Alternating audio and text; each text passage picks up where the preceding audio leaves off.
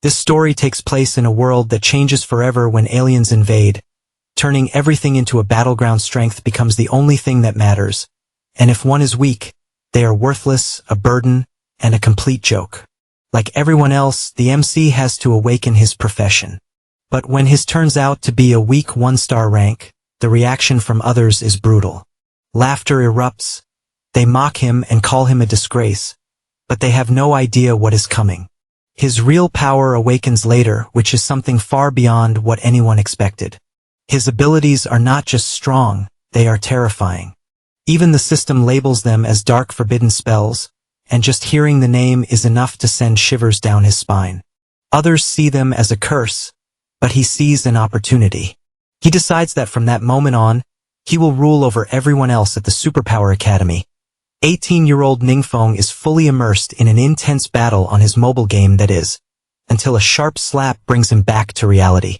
The culprit is Wang Yu, the Academy's untouchable goddess who is beautiful, rich, talented, and at the moment furious, and honestly, she has got a point. The awakening exam is literally about to start, and instead of preparing, our boy is busy gaming like his future depends on it.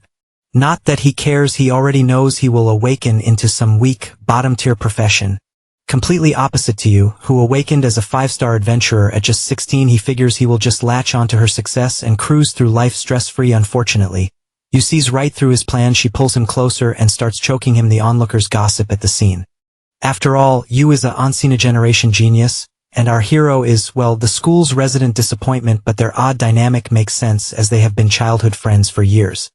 Now let's talk about their world, Blue Star, a place where reality and games have merged. And the moment you turn 16, you get a shot at awakening some cool ability to become an adventurer. And if you fail, well, it sucks to be you. The MC knows this better than anyone because this is his 3rd time taking the exam. While everyone else excitedly discusses their dream professions, he just stands there, waiting for this whole mess to be over. When his turn finally comes, whispers spread through the crowd. The instructor, Chi Wei, gives him an encouraging nod, and he steps forward and places his hand on the awakening crystal. A few tense seconds pass, and a blue light glows, which indicates that he has awakened into the magic profession. But the result is a 1-star adventurer with some lame skill. Teacher Chi feels bad for him, but the other students waste no time in mocking him. Despite all of that, our boy is not feeling down, but rather he is confused. Because the moment he awakened, a system notification appeared and granted him 2 abilities. First, which allows him to use dark power without consequences, and second, which lets him cast a forbidden spell once a week. And his lame technique also upgrades to something else, which sounds absolutely terrifying. He has no idea why the system is treating him like the final boss of a horror game, so he just hopes it does not get him killed in the practical test. The test itself is straightforward, in which candidates enter an arena and fight monsters to get used to their skills. Attacking each other is banned, and drones monitor everything. While the others charge in, ready to prove themselves, our hero hides in the bushes. Look, he could try fighting, but his only skill is some shady forbidden magic, and something tells him that if anyone finds out, things won't end well for him. Meanwhile, in the monitoring room, Captain Zhou spots him doing absolutely nothing and questions why this guy is even there. Chi Wei tries to defend him and explains his late awakening, poor health, and unfortunate luck. Zhou, however, is not buying it. To him, a 1-star adventurer is useless, and he wants the MC kicked out. But before he can make it official, something weird happens. Our boy's drone goes offline, and at the same time, the system detects a massive power surge in the arena. Cho instantly assumes some high-level monster has shown up and orders an investigation. Back in the forest, things take a turn. A boy gets cornered by a goblin horde, and their chief orders a massacre. He even destroys the remaining drones for good measure. Our hero, who is still hiding, realizes that with the drones gone, he finally has a chance to test his forbidden spell. And, well, the results are dramatic. The moment he activates the spell, everything in the monitoring room goes dark. Alarms start blaring, and the higher-ups collectively panic. Zhou assumes a high-level dark entity has appeared, and orders reinforcements and an emergency evacuation. Our hero, on the other hand, watches as his spell unfolds. The dark energy surges and forms a terrifying force that crushes everything in its path. The goblins are annihilated, and their chief is staring at the MC like he just witnessed the apocalypse right before him and ends up meeting the same fate.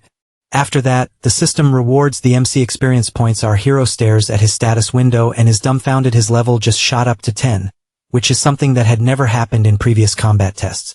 He figures most of the experience came from that elite monster, but the real question is, what was an elite monster even doing in the first place? Before he can dwell on it, his eyes land on the loot, and oh boy, it does not disappoint. The Pioneer emblem, which permanently boosts agility, and some hook claw, both are glowing in the highly coveted orange grade, which means they are extremely rare and expensive. Selling the claw could make him rich, and he is already daydreaming about rolling in money, but just as he is about to bask in his future wealth, an announcement calls the candidates back.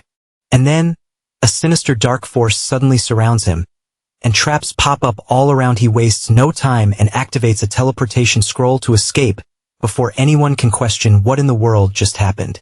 When they regroup, Captain Zhou immediately orders everyone back to the city. And honestly, it is fair enough. Even if they fought together, they would not stand a chance against whatever is lurking in that realm. As they wait for reinforcements, something even weirder happens as the dark energy vanishes without a trace. What is worse is the fact that the monsters cannot leave the secret arena. Chi Wei realizes that this is way above their pay grade and decides to report it immediately. Our boy tries to ask something, but she hurries him to leave. On the way, the MC finally gets some answers from Wang Yu. Turns out, the academy closed because of the whole mysterious dark power situation. Our hero tries to process whether that unknown force came from the elite monster or if something else was at play. Yu mistakes his deep in thought expression for actual emotional trauma and reassures him that since his defensive spells are not great for solo combat, he will be teaming up with her group starting tomorrow. Our boy appreciates the concern but politely declines. Not because he does not want to. Obviously, teaming up sounds great. But the real issue is that he cannot exactly show off his dark forbidden magic, the only trick up his sleeve. But Yu, being Yu, does not give him a choice. She just gives him the time and location and walks off like the conversation was already over. He calls after her, but she is gone. Now he is stuck trying to come up with an excuse to escape training. The problem is, knowing Yu, dodging this is going to be harder than fighting that elite monster. He thinks of a plan, though whether it will work or backfire is another question entirely. The MC arrives at the trading center with a simple plan to buy some equipment with a skill, show it off in front of you, and hope the system does not turn it into some overpowered world-ending spell. As he browses the surroundings, a woman approaches and suggests he check out high-level equipment perfect for leveling up. But our boy is not here for a long-term investment. He just needs a quick fix. The moment she realizes he is not about to throw around crystal coins like a rich young master, she practically tosses him aside and calls for a newcomer to take care of him. Then comes Yang Xin, the new guide. She takes our hero to the equipment section, where he checks out a few items, some of which feel like they would consume him whole. After some searching, he finally settles on a ring with that sorted. Xin leads him to Master Wang, the go-to guy for selling stuff. The MC hands over the claw for evaluation, and Wang gives it a thorough once-over and then calls a potential buyer. Not long after, Wang informs him that the deal is done, and after transaction fees, our hero will walk away with about 50,000 crystal coins. They briefly go over paperwork, and our hero decides that he might grab some more stuff while he is here. Meanwhile, the woman who snubbed him earlier is busy gossiping with her colleagues. She passionately discusses her type, which is wealthy, powerful, and of course easy on the eyes. But then she spots the MC chatting with Wang and gets hit with the shocking realization that this nobody just made more money in one trade than her commission of months. The regret on her face is real and honestly well-deserved. The next morning, our hero practices his new skills. He had tested them the previous night, and thankfully, the system did not turn them into some dark catastrophe. That means he can actually use them without worrying about triggering an apocalypse. Feeling good, he greets Yu, who introduces him to her guild members, a mage, a sound warrior, a raging berserker, and a priest. It does not take a genius to pick up on the fact that the mage, Zhao Cheng, and the sound warrior don't like him. Cheng in particular seems focused on Yu, who is close to her second transformation. He offers her a high-level potion, all while boasting about how expensive and rare it is. The MC is momentarily impressed as it takes 30 whole levels to complete a class advancement, so Yu is indeed exceptional. But then Yu declines the gift, and Cheng's world crumbles a little. He insists and pushes the gift, but Yu has more important things to do. She turns to our boy, and Cheng cannot believe it that a nobody, our hero, is wasting Yu's time. He blurts out an insult, and Yu warns him to watch his words, but he just keeps going. The MC, who is just standing there, wonders if it would be socially acceptable to drop a forbidden spell on Cheng and call it a day. Cheng's ego is inflating by the second, and the priest girl, who probably senses a disaster incoming, tries to talk him down. But he shuts her up real quick and throws another insult at our hero. This time our boy is not in the mood to let it slide. He calls Cheng out for bragging about some random potion like it is some legendary artifact. The sound warrior backs Cheng up and challenges the MC to prove himself. Instead of arguing, our hero just takes out the pioneer emblem and hands it to you like it is no big deal. The whole group collectively gets shocked. Our boy wants you to take it and makes up that he found it at home and always planned to give it to her. Yu uses it and her stats shoot up at this point. Cheng's brain cells are fighting for survival. He refuses to believe it, or maybe he just does not want to. Instead, he does what all losers do and accuses our hero of stealing it. Unfortunately for him, reality does not care about his feelings. With no other option, he chokes down his pride and drops to his knees in apology. The MC is now satisfied and leaves with Yu on their way. Yu apologizes and our boy brushes it off but suggests she focus on her second transformation and getting into the best university instead of hanging around him. Not that he can actually tell her the real reason that he cannot level up properly with her tagging along. She then hands him a skill book and he gladly accepts it. Later, in the treacherous graveyard of the secret realm, Yu is busy killing the zombie-looking creatures with her arrows. Our hero is also with her and hypes her up on the outside at least. Inside, he is questioning all his life choices. The experience points there are a joke, but he just cannot go ahead and tell you that he is already at level 10. Just then, Yu's cell phone beeps. Her guild members are calling as a boss monster is about to show up. The priest girl talks with Yu over the call, while Cheng chatters away behind her. Yu glances at the MC as if seeking reassurance, and he gives her the approval to leave. She tells him to wait for her in the safe zone before leaving. Now alone, our hero finally has a chance to do what he does best: charge straight into danger. He has recently learned 2 new skills, but thanks to his pathetic skill slot limit, he can only equip 3 at a time, and the fancy skill book you gave him is completely useless until he hits level 15. Over on the other side of the graveyard, a man reports that the big boss has appeared in the high tower, which is buried deep within the secret realm. Getting there won't be easy considering the monsters lurking around, so he warns everyone to be extra cautious. Just as he finishes, an explosion rocks the area. Looking ahead, they spot another adventurer team already charging forward. Of course, it just has to be Yu's group. While deep inside the graveyard, the MC is already at the tower thanks to the forbidden spell. Standing before him is the big boss, looking all menacing. The boss throws a magical attack at our boy, causing a massive explosion, but our hero avoids it easily. In response, he activates a meteor shower and summons a fiery rainstorm from the sky. Another explosion follows, and as the dust settles, our boy grins. The system bombards him with notifications, something about a ridiculous kill count, a mountain of experience points, and the big prize: the big boss is down.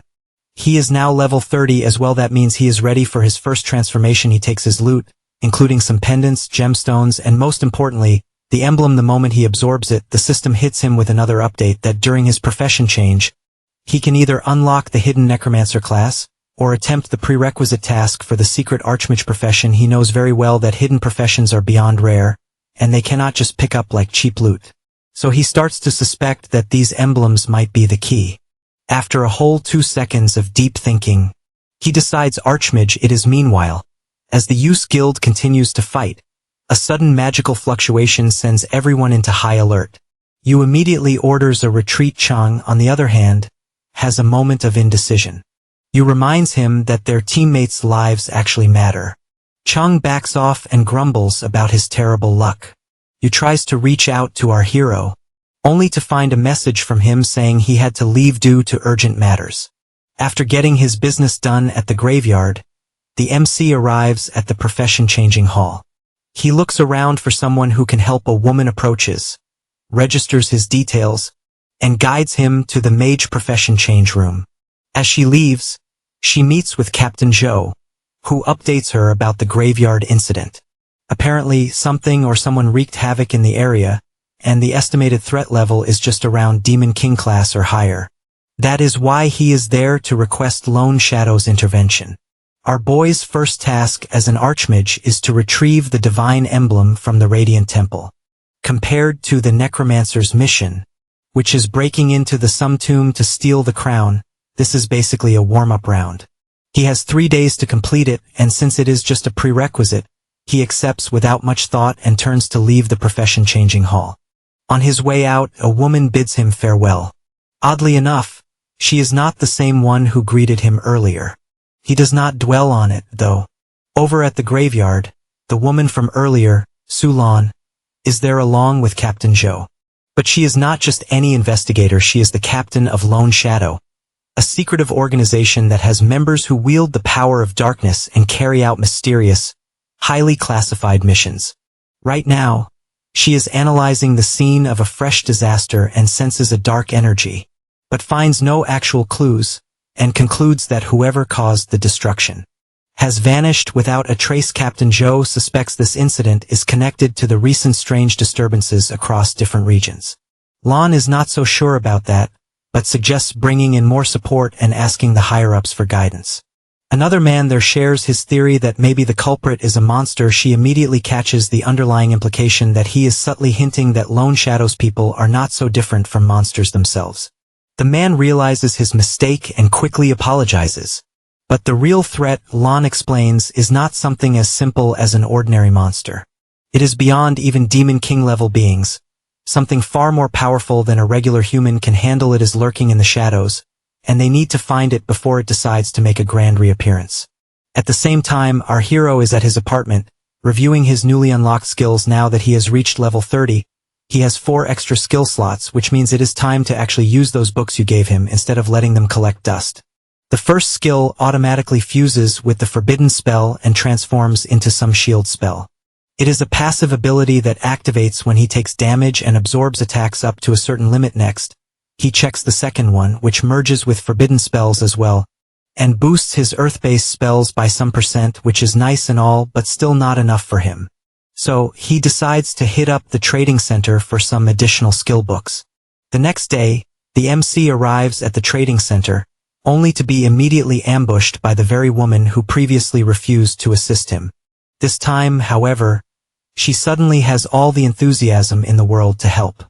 Our boy asks for Yang Xian, but the woman very conveniently claims that Xian is busy assisting another client. Instead, she offers to personally guide him. Our hero declines and decides to browse on his own. Predictably, this does not go over well. The woman's mood sours instantly. She makes another attempt, but thankfully Xian arrives. It turns out that Xian was not busy with another client. She has just been eating. After hearing that the MC has arrived, she rushed over, and he, feeling slightly guilty, offers to treat her to a meal. Later, the clingy woman, watching the whole thing unfold, looks about ready to explode from sheer frustration. Our boy then sells 2 skill books to Wang and asks for more mage skill books. Wang, meanwhile, is getting increasingly suspicious. The items our hero has brought earlier and now are not ordinary, and now he is very curious about where he is getting them from. Instead of just ignoring it, he decides to investigate the MC's background. Later that evening, our boy and Xian have dinner together. When they finish, he reaches for the bill, only to find that Xian has already paid. He asks why, but she just smiles and keeps it a secret. He then offers to walk her home, but she politely declines, as she has somewhere else to be. Her actual destination is the hospital, where her father is admitted. Thanks to the commission she earned through assisting our hero, she has just enough to cover his medical expenses for a month. But unfortunately, life has other plans. Midway through her journey, something goes horribly wrong. Out of nowhere, monsters appear inside the safe zone. She steps out of the taxi and in shock. Xian is a 1-star mage, and she does her best to fight off the monsters. But let's be real, Her best is not nearly enough. She barely manages to stand her ground before one of the creatures decides to make her its next meal. Just as it is about to strike, a blade slices through the air and cuts it down effortlessly. It's Captain Joe, and he takes one glance at the chaos around him and immediately knows things have gone much worse. The secret realm is merging with reality, and these monsters are way out of a one-stars league. His mind flashes back to the earlier conversation about the ridiculously overpowered monster hiding in the city, causing destruction.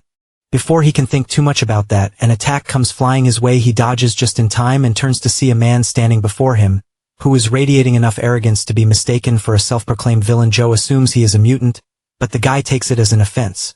He insists that he is the chosen one of the darkness.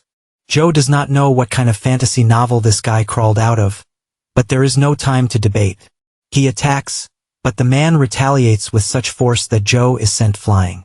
The self-proclaimed Dark Lord then announces that this city belongs to him now and charges again. Chu barely gets a chance to react before getting thrown. While he is struggling to get up, the guy starts boasting about his greatness. But before his ego inflates any further, a creepy voice cuts through from the pendant on his chest.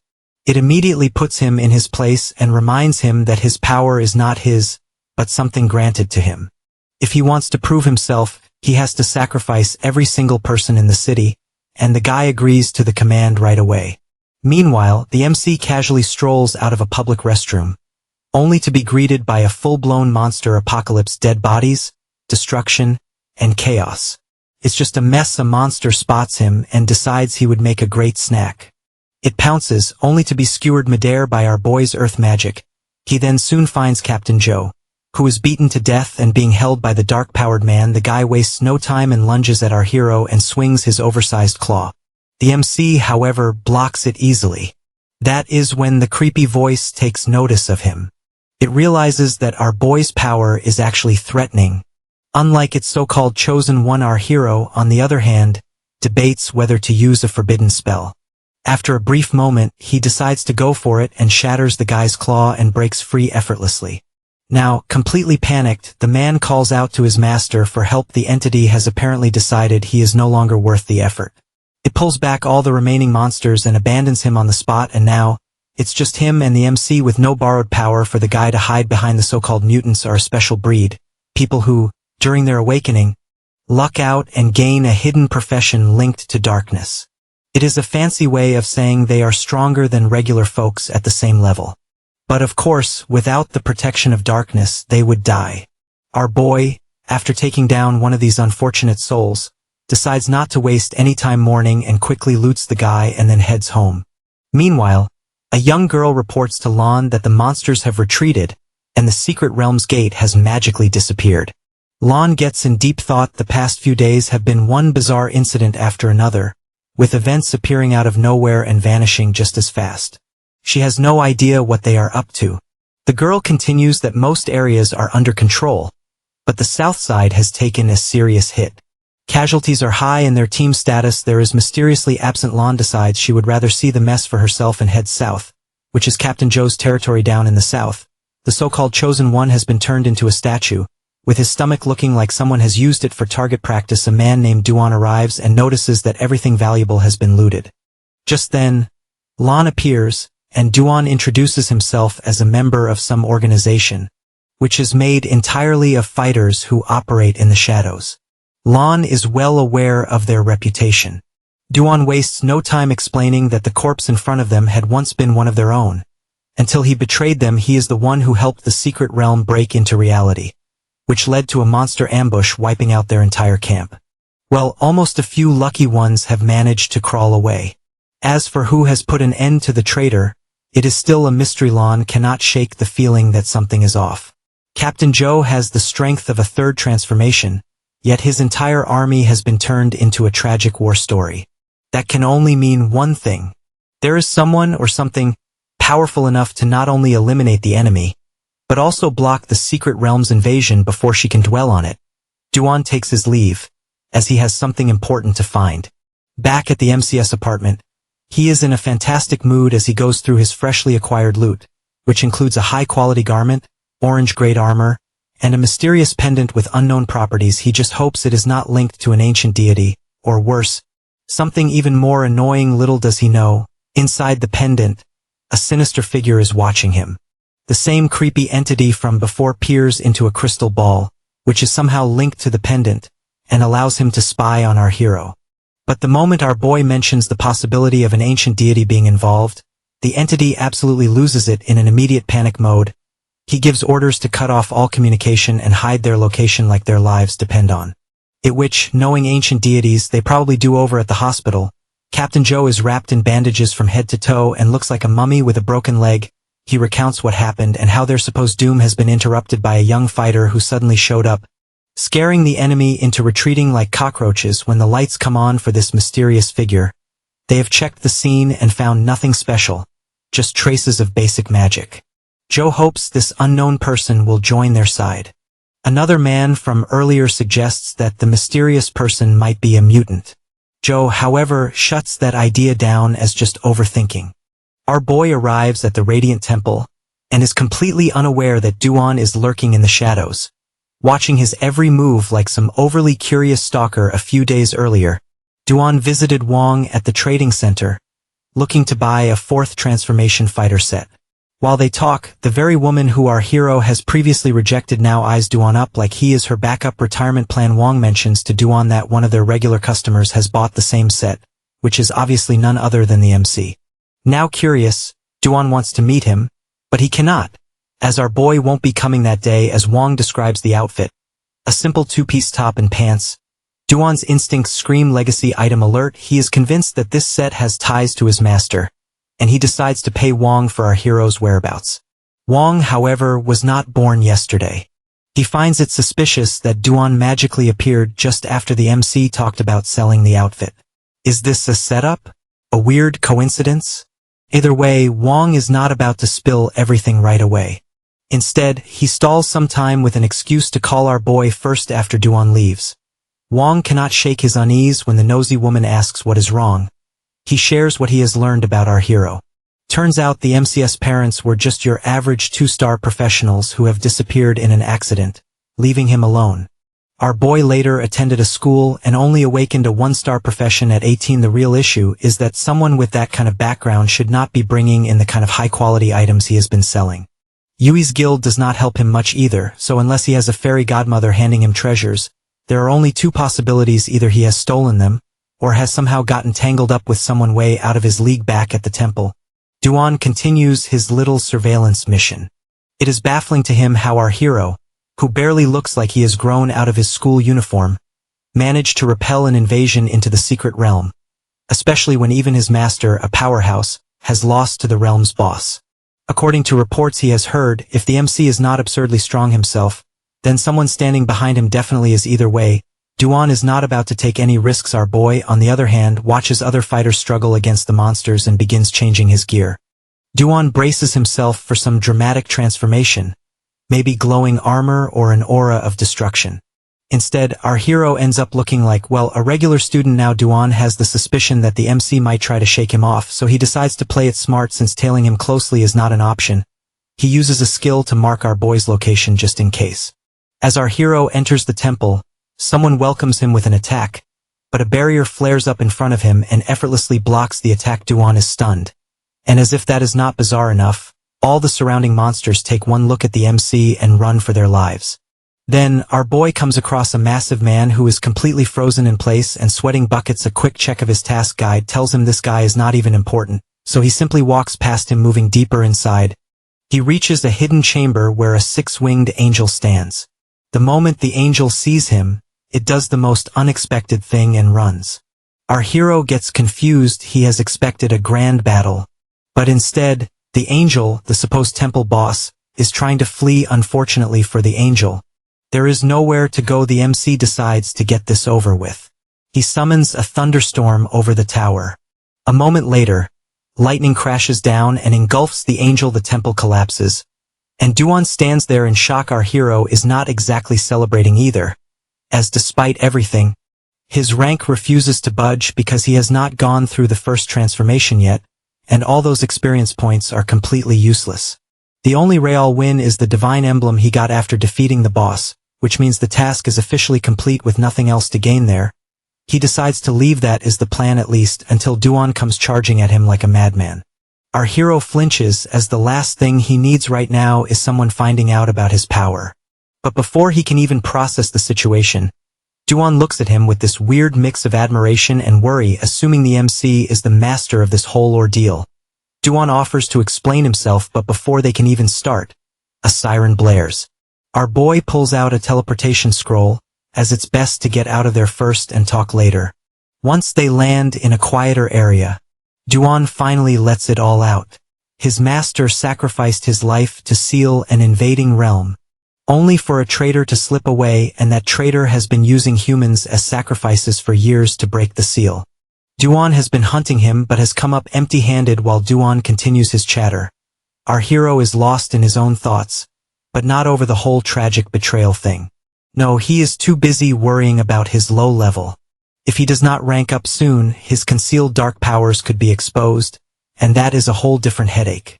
The MC's serious expression looks intimidating to Duan, and he assumes he is about to be executed. To smooth things over, Duan thanks him and even offers his help anytime. Our boy sees some potential in him, but first things first, he makes it very clear that Duan needs to keep his mouth shut about the day's events. Duan surprisingly has no issue with that. In his mind, our hero's dark magic is not the problem. It has saved the city after all. Plus, he has nowhere else to go, so he decides to follow the MC. As they start moving, our boy's phone buzzes. Chi Wei is calling to let him know she needs to talk, and then hangs up. She is with Su Lan, and updates her on our hero's return. Lan has been digging into things and discovered that our boy has reached his first transformation level. She tries to vouch for our hero's good character, but Lan is not about to take her word for it as she needs answers, not character references. Earlier during a meeting, Lan brings up the destruction in the Chinyu city and suggests that it might be the work of mutants.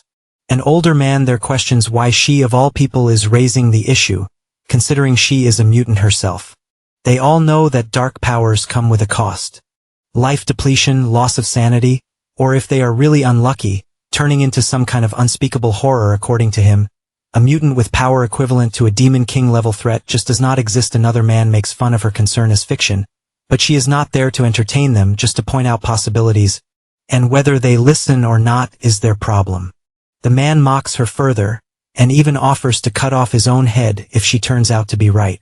The old man moves on to the city's investigation, which is already in progress, but the higher-ups have rejected the Lone Shadow's request for extra support. Lan takes it as a lack of trust, but the man insists she just needs to be patient. Just then, a young girl bursts into the room with a report that there was an attack on the Radiant Temple. But thankfully, there are no deaths. Back to their conversation. Chi pieces it together that the MCS leveling spot was registered at the Radiant Temple. Now, there is Longbow City, which is locked down under a supposedly impenetrable barrier, and the people inside are losing their minds trying to figure out what is going on. Among them, Duan and the MC stand in the restless crowd and are equally confused. The knights do their best to reassure everyone, making grand claims about safety, though it's not exactly sound convincing. Our boy finally connects the dots. The little commotion he caused earlier turned out to be a bit louder than he thought, loud enough to trigger the city's highest level security alert. Now all he can do is wait for things to settle and then return home like nothing happened, but unfortunately, the universe has other plans outside the barrier. Monsters are gathered, eyeing the humans, and the so-called powerful barrier advertised as the ultimate protection shatters. The monsters pour in, and in an instant the city is in chaos. People scream, shove, and run for their lives. Duan updates the MC about the other city that got hit just like this last night and turns to our boy for suggestions. Our hero, on the other hand, figures Duan has things covered and is just being polite. The miscommunication piles up, and before anyone can correct it, Duan decides this is a test, and the MC is waiting to see what he is capable of. So without further discussion, he steps up. Our boy, meanwhile, is not exactly worried. Too many people around, too much attention. Letting Duan handle it seems like the best move. The guards attempt to fight back, but they don't even get close before they are torn apart. The monster leader, watching this pitiful display, is beyond disappointed. If this is humanity's best, he might as well take his frustrations out on them just as its attack is about to land. Duan blocks it not because he is deeply concerned for the city, no, he is far too busy fantasizing about proving himself to the MC. Our boy, on the other hand, is trying not to cringe at how seriously Duan keeps calling him master. The monster leader finally finds someone worth his time, but that enthusiasm dies a quick death. Duan moves and the leader gets sliced. The crowd stares, and no one had expected this level of power. And honestly, Duan is just so strong. He is over level 130, a secret warrior with a high-star hidden profession. Even our boy has to admit he is something, though whether he is admiring the strength or questioning how this lunatic ended up under his wing is another matter entirely. The Dark Lord decides it's the perfect time for retreat as the monster leader is out of the picture. Duan turns to our hero and waits for instructions. But the MC is already satisfied with his efforts. Duan then hands over the orange-colored loot dropped by the monster leader. Our boy keeps the skill book for you and decides to sell the shield for some much-needed cash. Just as they are wrapping things up, a priest shows up. Along with a knight who looks injured, they express their gratitude. As they should, before another figure approaches, Kai Dongming, the mayor of Longbo City. One glance at our hero and Duan, and Dongming immediately realizes they are not from there. The MC makes up a story about how they are on business and just happen to get trapped in this whole mess. Unfortunately, Dongming completely misreads the situation and assumes our boy is blaming them for the barrier. The man actually bows and apologizes, which is ironic, considering our hero knows full well this disaster is entirely his doing. He graciously reassures Dongming that it's not their fault.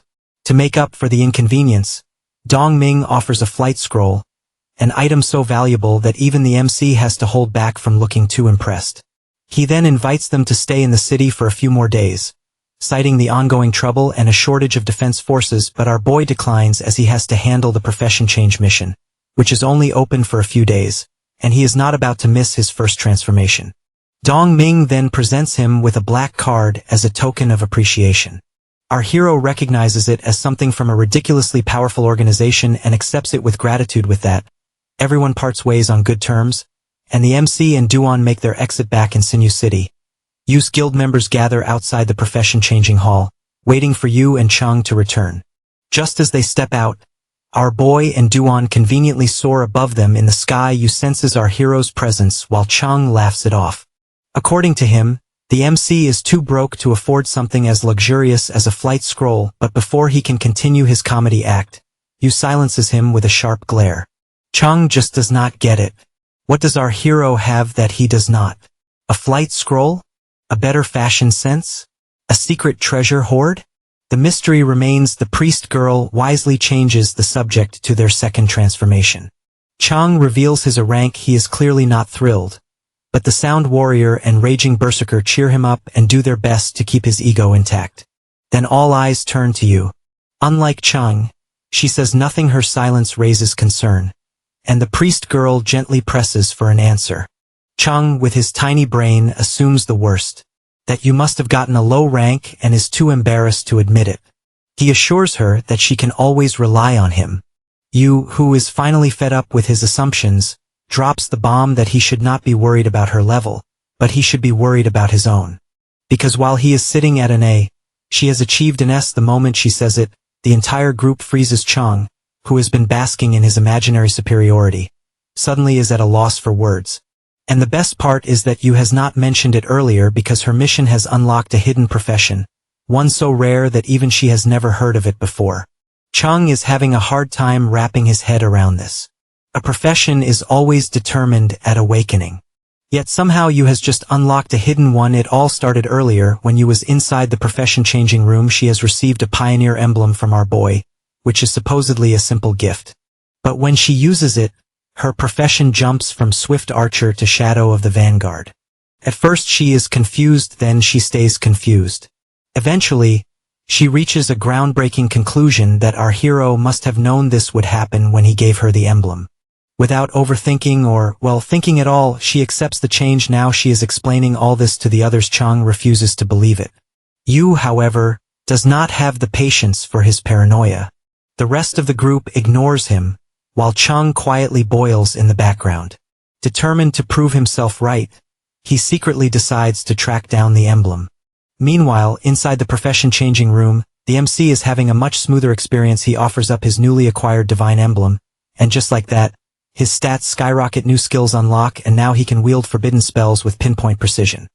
Outside, Duan is waiting, standing guard. Sulan happens to pass by and spots him. She already knows Duan is absurdly strong, but she is even more intrigued by what she has heard from the staff that Duan is not just strong, he is practically our boy's shadow, following him around and showing him an unusual level of respect. She senses something interesting and updates Chi Wei through her earpiece. Chi, however, is completely unbothered and assures Lan that our hero is on their side. She decides she would rather get answers straight from the source and goes directly to the MC. Duan steps aside. Chi cuts straight to the point and knows our boy has already completed his first transformation. Our hero is caught off guard, takes a moment, and then decides to just admit it. Chi has always looked out for him, so there is no harm in accepting it. She then shifts the conversation to a much bigger problem, the power of darkness. A lot of people are slowly mutating because of it, and she wants to make sure our boy is not one of them. The MC, for his part, assures her that he has zero interest in joining the mutant club. Those guys are under constant surveillance by the authorities, and he would rather not have that level of attention. Chi, however, is not fully convinced. She shows him a crystal and explains that it's used to detect traces of darkness. All he has to do is inject his power into it. He hesitates and she notices but waits. In the end, our hero goes through with it. The moment his power enters the crystal, it explodes. Both he and Chi stare at the shattered remains. According to Lan, this magic crystal is supposed to measure corruption. A slight tremor means mild contamination, a violent shake means a serious problem. But an explosion. Lan conveniently forgot to mention what that meant. The MC assures Chi to trust him as they have known each other for so long. His words hit a soft spot, and for a moment, she finds herself wavering, reminded of his tragic past, but duty calls. She has to report what happened, no matter how guilty she feels about it. Our boy understands, of course, but that does not mean he is not worried. If things go south, he is already considering packing his bags and leaving Chinyu City before parting ways. Chi hands him a skill book, a gift for his awakening. Our hero, in return, gives her the sacred wing, a token of appreciation for always having his back. With that, he walks off, leaving her no choice but to accept it. Later, Chi arrives at the adventurer's office to update Lan. She worries the authorities might see the MC as a threat, but Lan figures that since he has already exceeded their understanding, poking him is probably a terrible idea. Instead, she decides it's best to negotiate rather than provoke him. She orders a halt to any investigations and seals all information related to our boy. Chi shares the same thoughts. Lan then decides to shift the focus to Duan. Our hero, on the other hand, returns to his apartment with Duan, looking less than thrilled. Duan immediately picks up on it. The MC shares that Chi messaged him that the authorities have officially dropped their investigation, but he is worried about future level-ups. Every time he destroys a secret realm, it causes a stir, and it's only a matter of time before the higher-ups start connecting the dots. Duan, who is now fully convinced that our hero operates on a completely different wavelength than the rest of humanity, offers a solution to train in unregistered areas. Some are off the grid simply because the authorities don't have the resources to manage them, while others are conveniently occupied by evil forces. Duan already knows 2 such locations and can find more if needed. Our boy leaves it to him, and he plans to hit the trading center the next day to sell off his loot, take a breather, and pretend to be a normal person for a while. After that, Duan heads to a hotel for the night, planning to find a rental the next day. But before he can enjoy his well-earned rest, the city's mayor, Zhang Ji, shows up. The man asks about Duan's plan to stay in the city. When Duan confirms, Zhang Ji offers him a high-privileged city card, along with an offer for additional assistance. As Duan examines the card, Zhang Ji is internally panicking as Duan has rejected countless cities trying to recruit him. What Zhang Ji does not know is that Duan's decision has nothing to do with the city itself. It's all for the MC. Meanwhile, Zhang Ji is blissfully unaware of our hero's existence and is just patting himself on the back for securing such a valuable asset for the city's security. Our boy has been glued to his game for so long, he does not even realize how much time has flown by. It's only when he finally takes a breather that he notices the class group chat still blowing up. Out of curiosity, he opens it and finds that everyone's stressing about power levels, evolving their abilities, and, of course, the dreaded college entrance exam that expects you to have gone through at least one transformation by now. The irony is that he used to be the guy who did not care about any of that nonsense, yet somehow, in just a few short days, he has raced ahead of the entire group without even trying. Then out of nowhere, some UA fanboy decides it's the perfect time to mock him for wasting time playing games. Chi-wei drops him a message to just ignore that loudmouth. And just when things start to cool down, someone drops the news of a secret realm invasion. That is when he starts to regret that he really should have taken care of that creepy dark entity when he had the chance. Funny enough, somewhere out there in the shadows that very entity sneezes.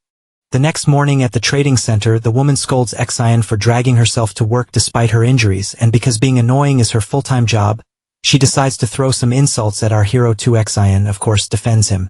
But the woman is feeling extra full of herself today and starts digging up the MCS past just to make fun of him before the scene can escalate further. The ground suddenly spikes up right next to her and she barely dodges in time. Guess who just walked in? Our boy, who clearly heard everything and decided that silence was not an option. The woman now realizes that karma works fast and switches to victim mode. She yells for the guards like her life depends on it. Xian urges our hero to leave before things get worse. But the MC just tells her not to worry. Right on time, Wong shows up with the guards.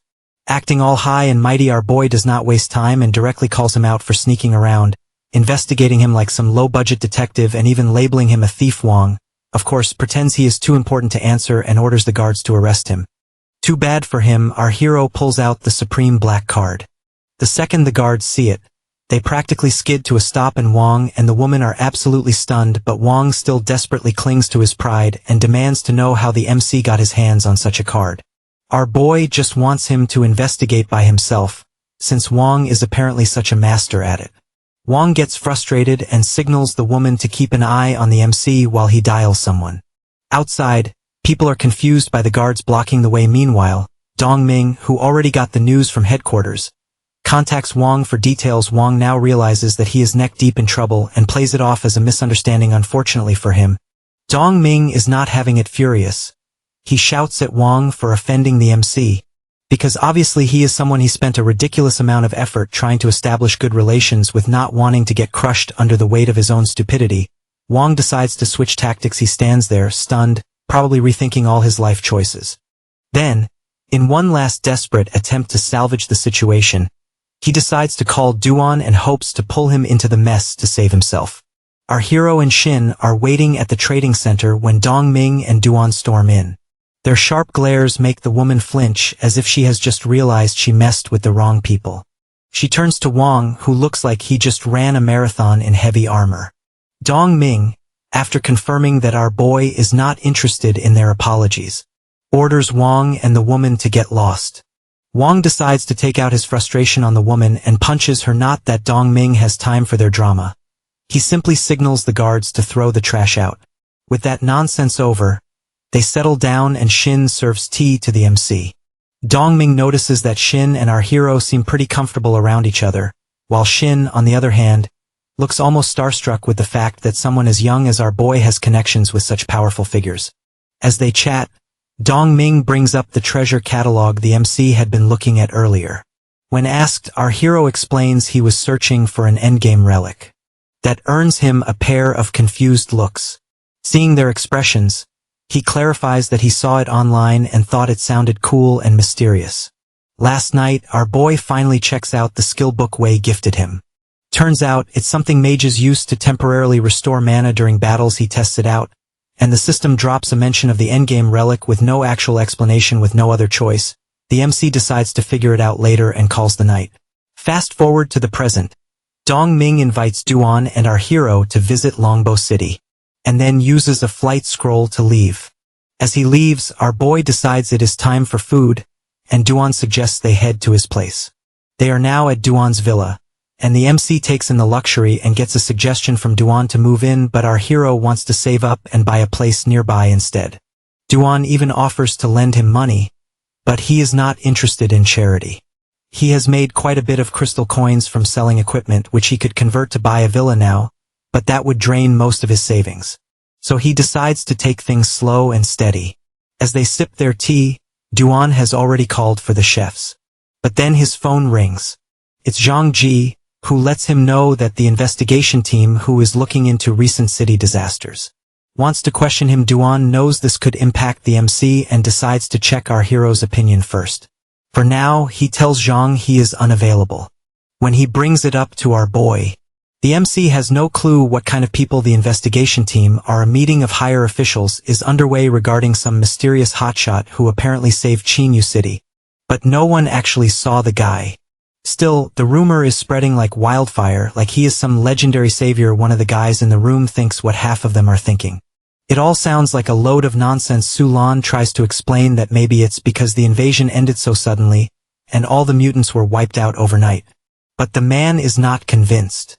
He argues that just because the attack stopped does not mean it proves anything. Plus, some of the recent attacks were beyond Demon King level, and monsters that strong don't just vanish without a trace. T is watching the whole thing, and she knows exactly why Lan is under pressure. She had secretly erased all records about the hero to keep his name out of this mess. And now she is the one dealing with the consequences. Just then, Zhang walks in and announces that Duan won't be coming. That is the last straw for the already frustrated man. First, the so-called hero is missing, and now the investigator is too. He is done and decides to take full charge of the investigation. Later, the same man arrives at Iwei Tomb, a hidden site in the secret realm. He is there to investigate, though investigate might be a generous term for whatever he is about to do. The air is filled with the remnants of dark power, and the man does the unexpected. His eyes light up, and before anyone can stop him, he is already basking in the ominous energy with a monster standing before him. Over at Duan's mansion, our boy is deeply committed to his mobile game, but just as he is about to win, the system alerts him about the final relic. He senses someone reaching out through their aura, and shifts his focus to pinpoint the location. He then grabs his jacket and gets ready to leave. Duan walks in just in time to catch him mid-exit, hands him the phone to complete the game round. While he leaves on his way to the graveyard, our hero notices that the relic's location on the map is moving. While at the graveyard entrance, the guards are already on edge. A monster has appeared, and its body is a disgusting mix of weird and wrong. With the very man visibly trapped inside it, the poor guy is begging for help. Meanwhile, traffic has come to a complete stop thanks to the chaos. The MC steps out of his taxi to move by himself back at the graveyard. Lan and her assistant girl arrive only to freeze in place. As the monster is worse than anything they expected, Lan lies on Chi's lap. Looking injured, Chi works at full speed, using the high-tech gear our boy provided. But even with all that, Lan's injuries are too much to deal with. Lan tries to sit up, and Chi updates her on the bad news that the monster is now heading straight for downtown. Duan has been called in by the mayor, but Lan knows that Duan's strong, sure, but against that thing he will just be buying time. The only real hope is our hero. And just as if the universe is listening, the MC meets the monster. The beast lunges and slams face first into a defensive barrier. It freezes and gets confused. The system gives our hero an interesting offer to absorb the monster, and the MC accepts the moment he agrees. An insane surge of strength floods through him, and all his stats shoot through the roof. But along with that boost comes something weird. Random images flash through his mind, cryptic and unsettling. Duan arrives right after the action is over, and our boy informs him that the monster is handled. Before Duan notices a man lying nearby, looking questionably dead before he can think too hard about it. The MC leaves the cleanup to him and leaves. Later, at Chinyu City's prison, the man is locked up and has apparently decided to spill the real truth. Turns out, he found a demon in a secret realm, thought it was a good idea to mess with dark powers, and that is how things got out of hand. Now, the whole city is convinced some mysterious hero is watching over them. Zhang Ji wonders if Duan ever got a glimpse of this very hero, and Duan gives him a nod. Zhang Ji then turns to Duan with a request that he wants an introduction to the so-called hero. His grand plan is to bribe the guy into staying in the city forever by catering to his every need. But Duan shuts it down immediately. The hero barely shows up and does not seem like the type to settle down. And well, there is no hero. Duan and the MC had been smart enough to dump all the credit onto a non-existent figure without proof. Zhang Ji would not be able to find so much as a shadow. To make it sound even more convincing, Duan assures him that the hero has family members in Chinyu City to look after. A complete lie, obviously, but it sounds official. At least to Ji. Chi and Lan back him up that the MC does not want to be disturbed. Meanwhile, our boy is enjoying a nice, peaceful bath. Putting everything together, the so-called final relics turn out to be just the remains of long-dead secret realm demon lords. The dramatic images that popped into his head earlier are nothing but leftover memories from a dead, dark lord. He almost feels scammed, but he has no interest in becoming some grand realm lord anyway. He has got a different plan. He knows these realms are drowning in dark power and keeps leveling up. Once the invaded timeline cannot handle it anymore, then it's game over. Right now, in his timeline, only a handful of people can even reach the fourth transformation, and that is mostly because their cultivation path is a mess. To make things worse, their professions are not exactly optimized for survival. That much he has managed to pull from the Demon Lord's memories. If things continue like this, humanity is basically screwed. Sure, he is strong enough to survive, but what is the point of being the last man standing in a monster-infested wasteland? Luckily, not every timeline is failing this badly. Some have actually managed to fight back. That gives him an idea to gather more remains, dig up useful knowledge, and spread it around. He just needs to be smart about it unless he wants to end up with a target on his back. Just then, his phone rings. Wei is calling, offering to treat him to dinner. Well, at least something is going right today. He accepts. Obviously before that though, her guild members throw a small celebration for her and Chung, both of whom have hit the second transformation. Chung shares that he has booked a private room at a nice restaurant for the occasion. Too bad you already has plans with our boy, and suggests pushing the celebration to the next night instead and leaves. Chung does not take it well. He accuses her of acting all high and mighty. The MC takes a bite of the roasted lamb and savors it like it's the best thing that has happened to him all day. Which, given the mess his life has been lately, might actually be true. You has just shared about the whole hidden profession thing with him, and now he is lost in thoughts while digging through the Demon Lord's memories. He realized that the awakeners, professionals, and even slaves in the past never really reached their full potential. If history failed them, maybe the emblems are the key to fixing that. But Yu does not look thrilled, more like disappointed, because she had planned to buy the emblems for him and her guild. Still, she insists that he cannot just slack off, but he needs to level up and be able to protect himself. The MC of course sees an opportunity to be a menace, as leveling up alone is way too much work, so having her around to protect him is more than enough. You did not expect that, but before she can argue, she flinches in pain. Right, she got injured while completing a quest, and instead of mentioning it earlier, she just sat there suffering in silence.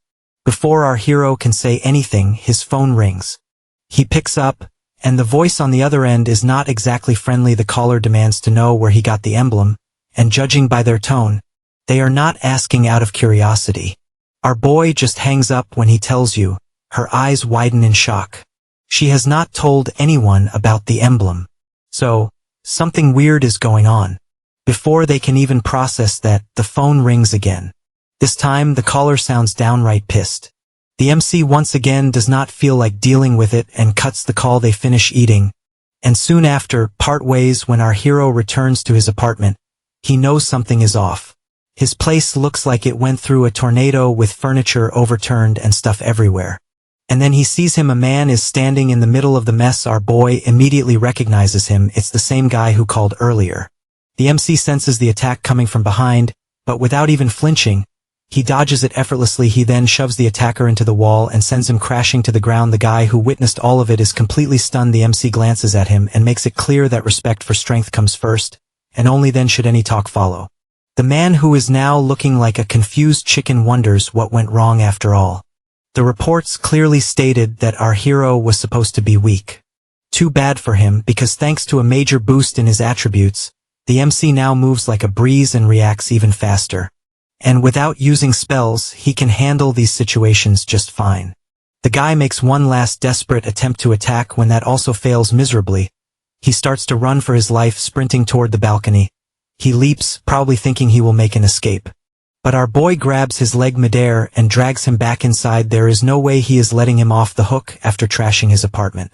Now both men stand in front of our hero, beaten, humiliated, and down to their shorts because they have given up everything they had in exchange for mercy. The MC demands answers. It turns out that Chung was the mastermind behind this disaster, who hired them to dig up dirt on our boy. But since he was the one who started this mess, our hero has no intention of letting him walk away unscathed. He then uses a forbidden spell on them, one that scrambles the mind. Meanwhile, Chung is with the shield warrior, probably feeling quite confident about his scheme of sending people after the MC. His other brilliant plan was to teach you a lesson during their last mission. In order to that, he let the boss monster run wild to scare her so he could swoop in, play the hero, and bask in the glory. Too bad you had other ideas, as she risked injury and took down the monster herself. Just then, one of Chung's spies walks in. Chung, eager to hear what dirt he dug up, demands a report. But instead of answering, the man who caught part of their conversation asks about you first. The man tightens his grip around Chung and the shield warriors' necks, but he is not really in charge. Our hero is furious about what they did to you and is pulling the strings. He is not in. After all, that would be too kind. Instead, he casts a spell that messes with their minds and their very being until they all turn to dust. That was convenient for him, as there will be no evidence and no mess that he has to clean up. But this whole thing makes one thing clear. His neighborhood is not so secure. High-level awakened can stroll in and out as they please, and while he could deal with them, he cannot exactly sit at home guarding the place 247. If these idiots had stumbled upon the knowledge he gained from the Demon Lord's memories, that would have been a nightmare. Luckily, he had not started sorting through that information yet. Not that it mattered now, as he need to move somewhere less welcoming to uninvited guests. Duan's place seemed like the perfect fortress. Now at Duan's house, the MC spills everything, and predictably, Duan explodes with anger. He is ready to go on a manhunt and teach any other lurking threats a lesson. Our boy, on the other hand, has more practical concerns. He needs an alchemist, someone skilled, trustworthy, and preferably not part of a giant gossip-loving guild. Duan knows plenty of talented alchemists, but they are all tied to big organizations, which means too many ears and too many risks. Our hero knows from the Demon Lord's memories. They had quite a few top-tier alchemists, and their potions were leagues beyond what this world has now. He has access to some of their prescriptions, but without a professional to make sense of them, he might as well be staring at ancient poetry. And after what happened that day, the last thing he wants is to attract more greedy flies like Chung. The next morning, the MC gets to know through you that she knows just the guy he is looking for. Shu Wei, the brother of her guild's priestess, was supposed to join them, but did not get along well with Chung. Well, that is one problem our boy has permanently solved for you, as Chung won't be picking fights with anyone ever again. When you asks why he is suddenly interested in an alchemist, our hero gives a bunch of lazy excuses. She does not believe him but lets it slide. Later, the MC meets Shu Wei while you and Shu Ting wait outside. You examines the prescriptions and notices that while the ingredients are not particularly rare, the refining method is complex, intricate, and nothing he has seen before. Then our boy shares that this potion can boost experience gain to 100. Upon hearing that, Shu Wei freezes and gets shocked. The most expensive potions on the market barely push it to 40, and now there is a formula for one that maxes out the effect. If this gets out, low-level professionals would be shooting up the ranks quite easily, and in no time. You asks the MC to wait while he dashes upstairs to run the all-important test, leaving Shu Ting in charge of tea duty. So the three of them sit, sip, and chat a normal, calm moment. That is, until some very suspicious noises start echoing from above. They rush upstairs only to find one of Weiss's experimental slimes making an escape. And then, in the middle of the chaos, Wei steps forward, glowing like a mad scientist, and announces the success of the experiment. He had tested a bit of potion on the slime, and it gained experience at full efficiency. Our boy is now convinced the other formulas will work just as well. Ting, on the other hand, stares at her brother. The guy who practically worships his lab is now tearing it apart in pure excitement. Once the mess settles, Wei makes the girls swear to keep this a secret, and then turns to ask our hero about his next steps. But before the MC can answer, his phone rings. It's a message from Chi Wei, and apparently, the city is sending senior students to a secret leveling up area next week. But there is limited space, so each class has to take turns. The group chat instantly explodes with students chattering. Our boy is now clear of his plans. He will test the experience potions on himself first, and once they hit the market, they will definitely be a sensation. But with big profits come even bigger headaches.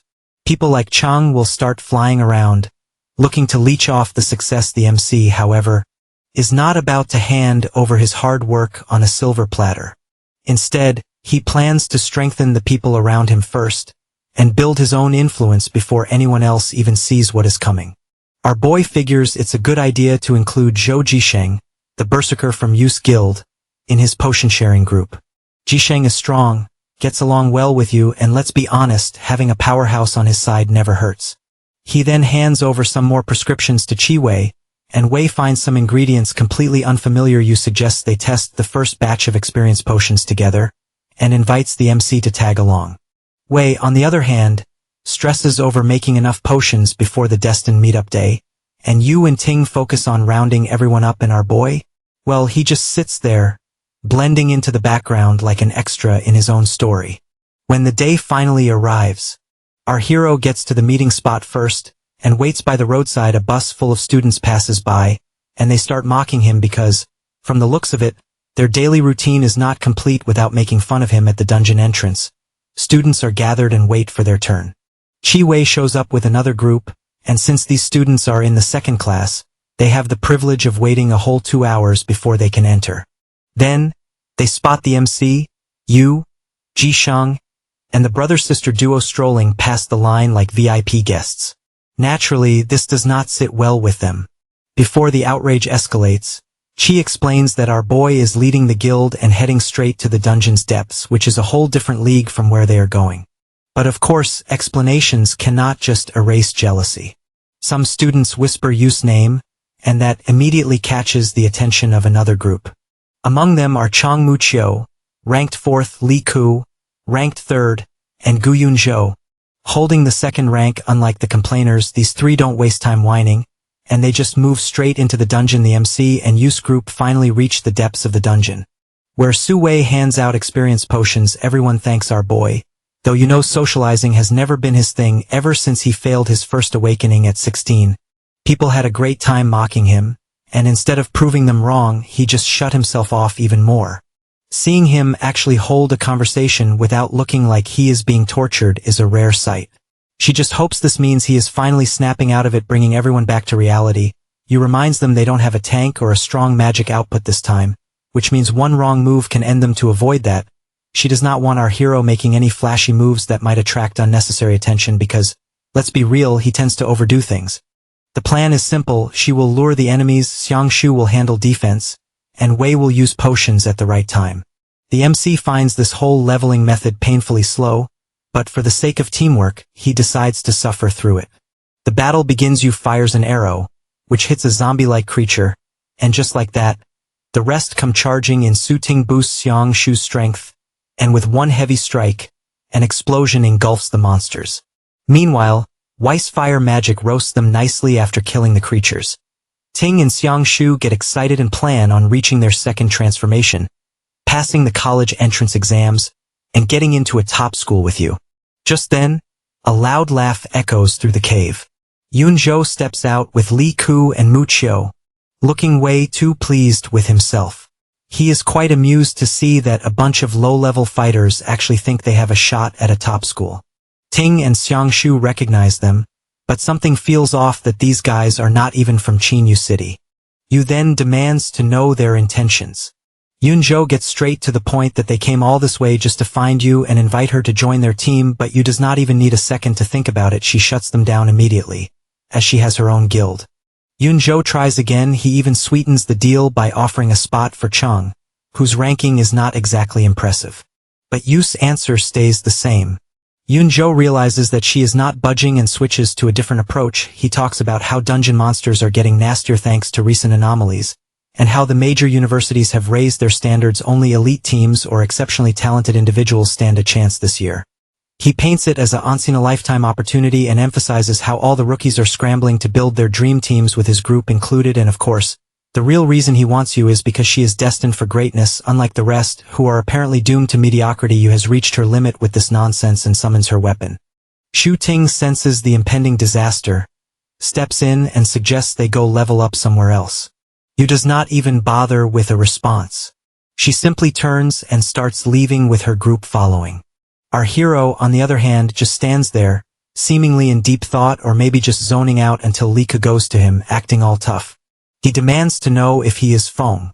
The MC simply denies it. Li Ke then insults him. Xiangsu steps in and calls out Yunzhou's group for going way too far. Li Ke then throws a punch. Xiangsu tries to block it, but the impact still hits hard and knocks the wind out of him. Yu moves to help, but Yunzhou blocks her way. She glares at him and wants him to move. Xiangsu, on the other hand, probably with a few broken ribs at this point, still refuses to back down.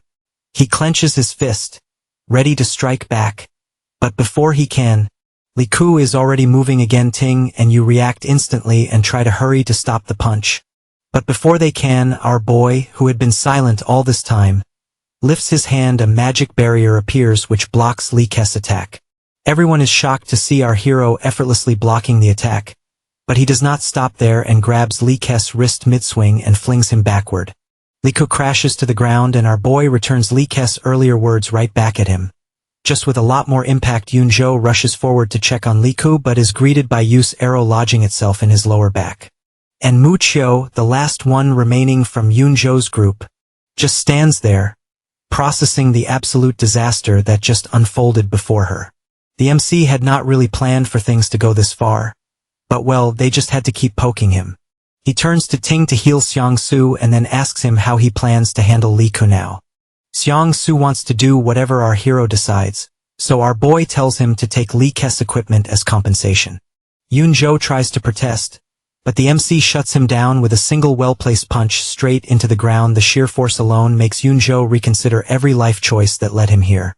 He immediately offers his own equipment, which is a complete 180-degree turn in attitude. Our hero simply warns him to stop causing trouble. Mu Qiu surrenders her equipment as well. With everything settled, our boy announces that they should move on and level up as they leave. Yu mentions that she originally planned to help him level up, but well, it turns out he did not really need the help. The MC makes up a vague excuse, but she does not press. No matter what, she is just happy for him. Xiangsu and Ting are eager to know which university the MC plans to join, but our boy has not even bothered to think about it, or at least, that is what he wants them to believe in reality. He knows exactly why he won't be stepping foot in any of those institutions. Places like that come with too many rules, too many restrictions, and way too many opportunities for someone to accidentally spill secrets they should not. So, instead of entertaining their curiosity, he smoothly redirects the conversation to something more practical, like moving forward and leveling up. But leveling up is not as simple as snapping fingers, especially since he cannot use forbidden spells. But thanks to attribute bonuses and some well-equipped gear, he makes do with the spells attached to his items.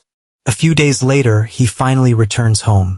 He has only managed to level up just once, and that was with the help of an experience potion.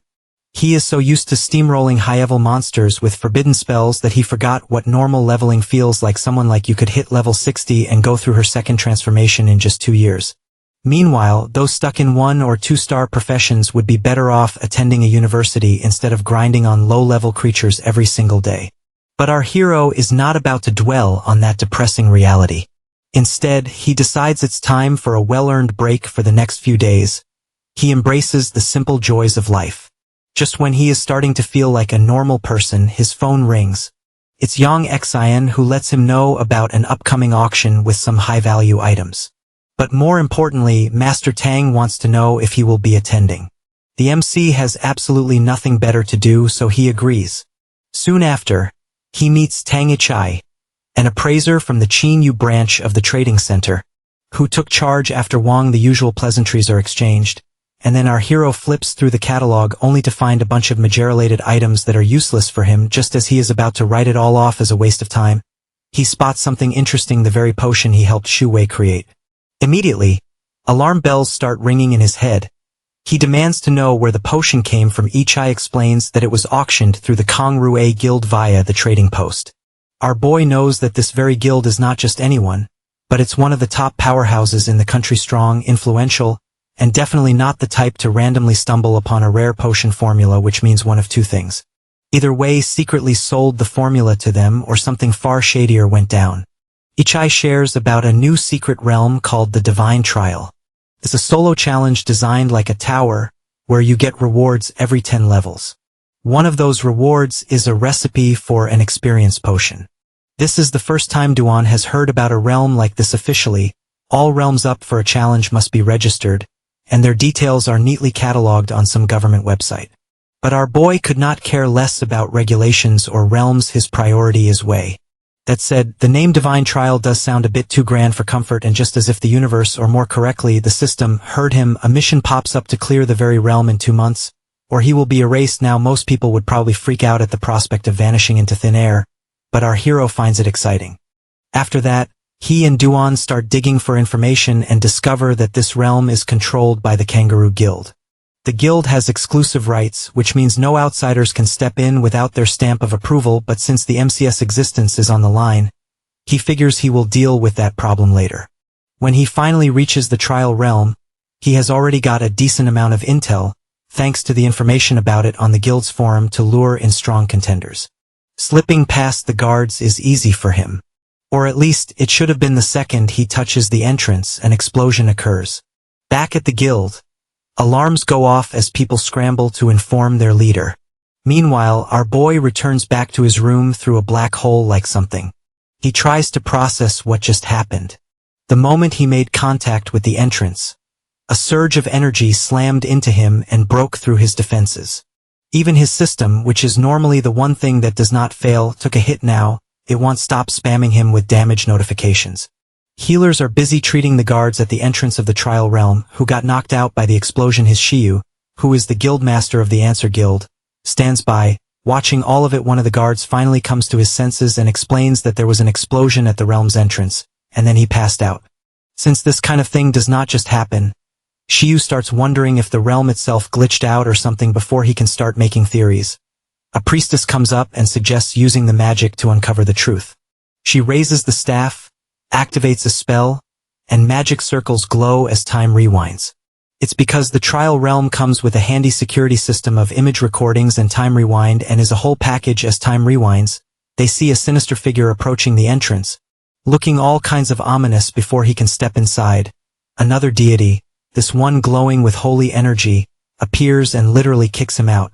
After that, the holy deity seems pretty stressed and worried about needing to track down the dark intruder before he causes any real damage to the world.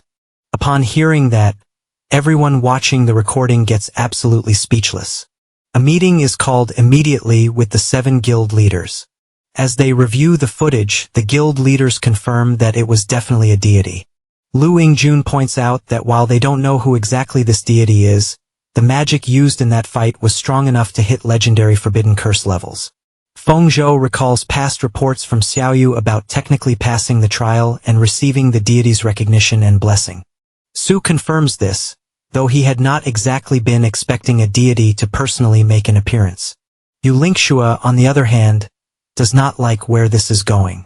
If someone wielding forbidden curse magic still could not eliminate the dark deity, that is a very bad sign. Luo Yuning shares the concern. Meanwhile, Wanghua suggests that maybe those forbidden spells are actually meant to be used against the dark deity.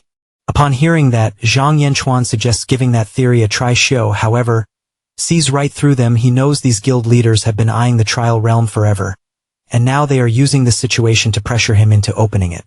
Fine, he decides to open it, but not without a warning. He explains that the monsters inside are no joke, and with their current strength they will get wrecked. As for the deity's blessing, in his opinion they are far from deserving it. At this, Yingjun turns to Old Feng for his thoughts, but the moment Old Feng hears this, he immediately blows a fuse. Yingjun does his best to keep Old Feng from completely losing it. They have called him in for a major incident, but judging by the literal flames flickering around his face, he is beyond furious. His apprentice had warned them about strange activity in the city, but they brushed it off, sent an investigation team, and made things even worse. If it were not for the mysterious hero who saved Qinyu City, they would have innocent blood on their hands. Yingjun tries to calm him down and reminds him that setting the room on fire with his temper won't fix anything. This old man had retired long ago after paying a price for using dark power, yet here he is, getting dragged back into the chaos. Yingjun suggests to Old Feng to show the incidents recording to the mysterious hero, and maybe they can shed some light on it. And just to sweeten the deal, he gives a bribe of bottles of fine wine. Thankfully, that does the trick, and Old Feng's anger miraculously starts to cool, and he agrees. Over at Duan's villa, our boy glares at his system notifications as a new mission has popped up to complete his second transformation. To fix the system, He then steps out of his room, and finds Old Fong and Lan sitting in the living area. Duan makes introductions. And it does not take long for the MC to realize exactly who Old Fong is. The man is not just some retired veteran. He is a walking legend. He has got more achievements than most people have. Good luck. From developing secret realms to wiping out evil adventure organizations, he is also known as the strongest mutant, and while most members of Lone Shadow prefer to stay hidden, Old Fong's mere existence is enough to make enemies rethink their life choices. This very old man hands our boy a small gift of millions in crystal coins and around hundreds of bottles of high-tier experience potions. The MC, who is still mentally processing the fact that he has basically been handed a fortune, asks why they are here. In response, Old Fong plays a recording our boy watches and nearly chokes. The very terrifying evil entity they are all so afraid of is no one other than him. His system immediately updates the transformation mission, and he can feel it trying to box him in. But now is not the time to panic.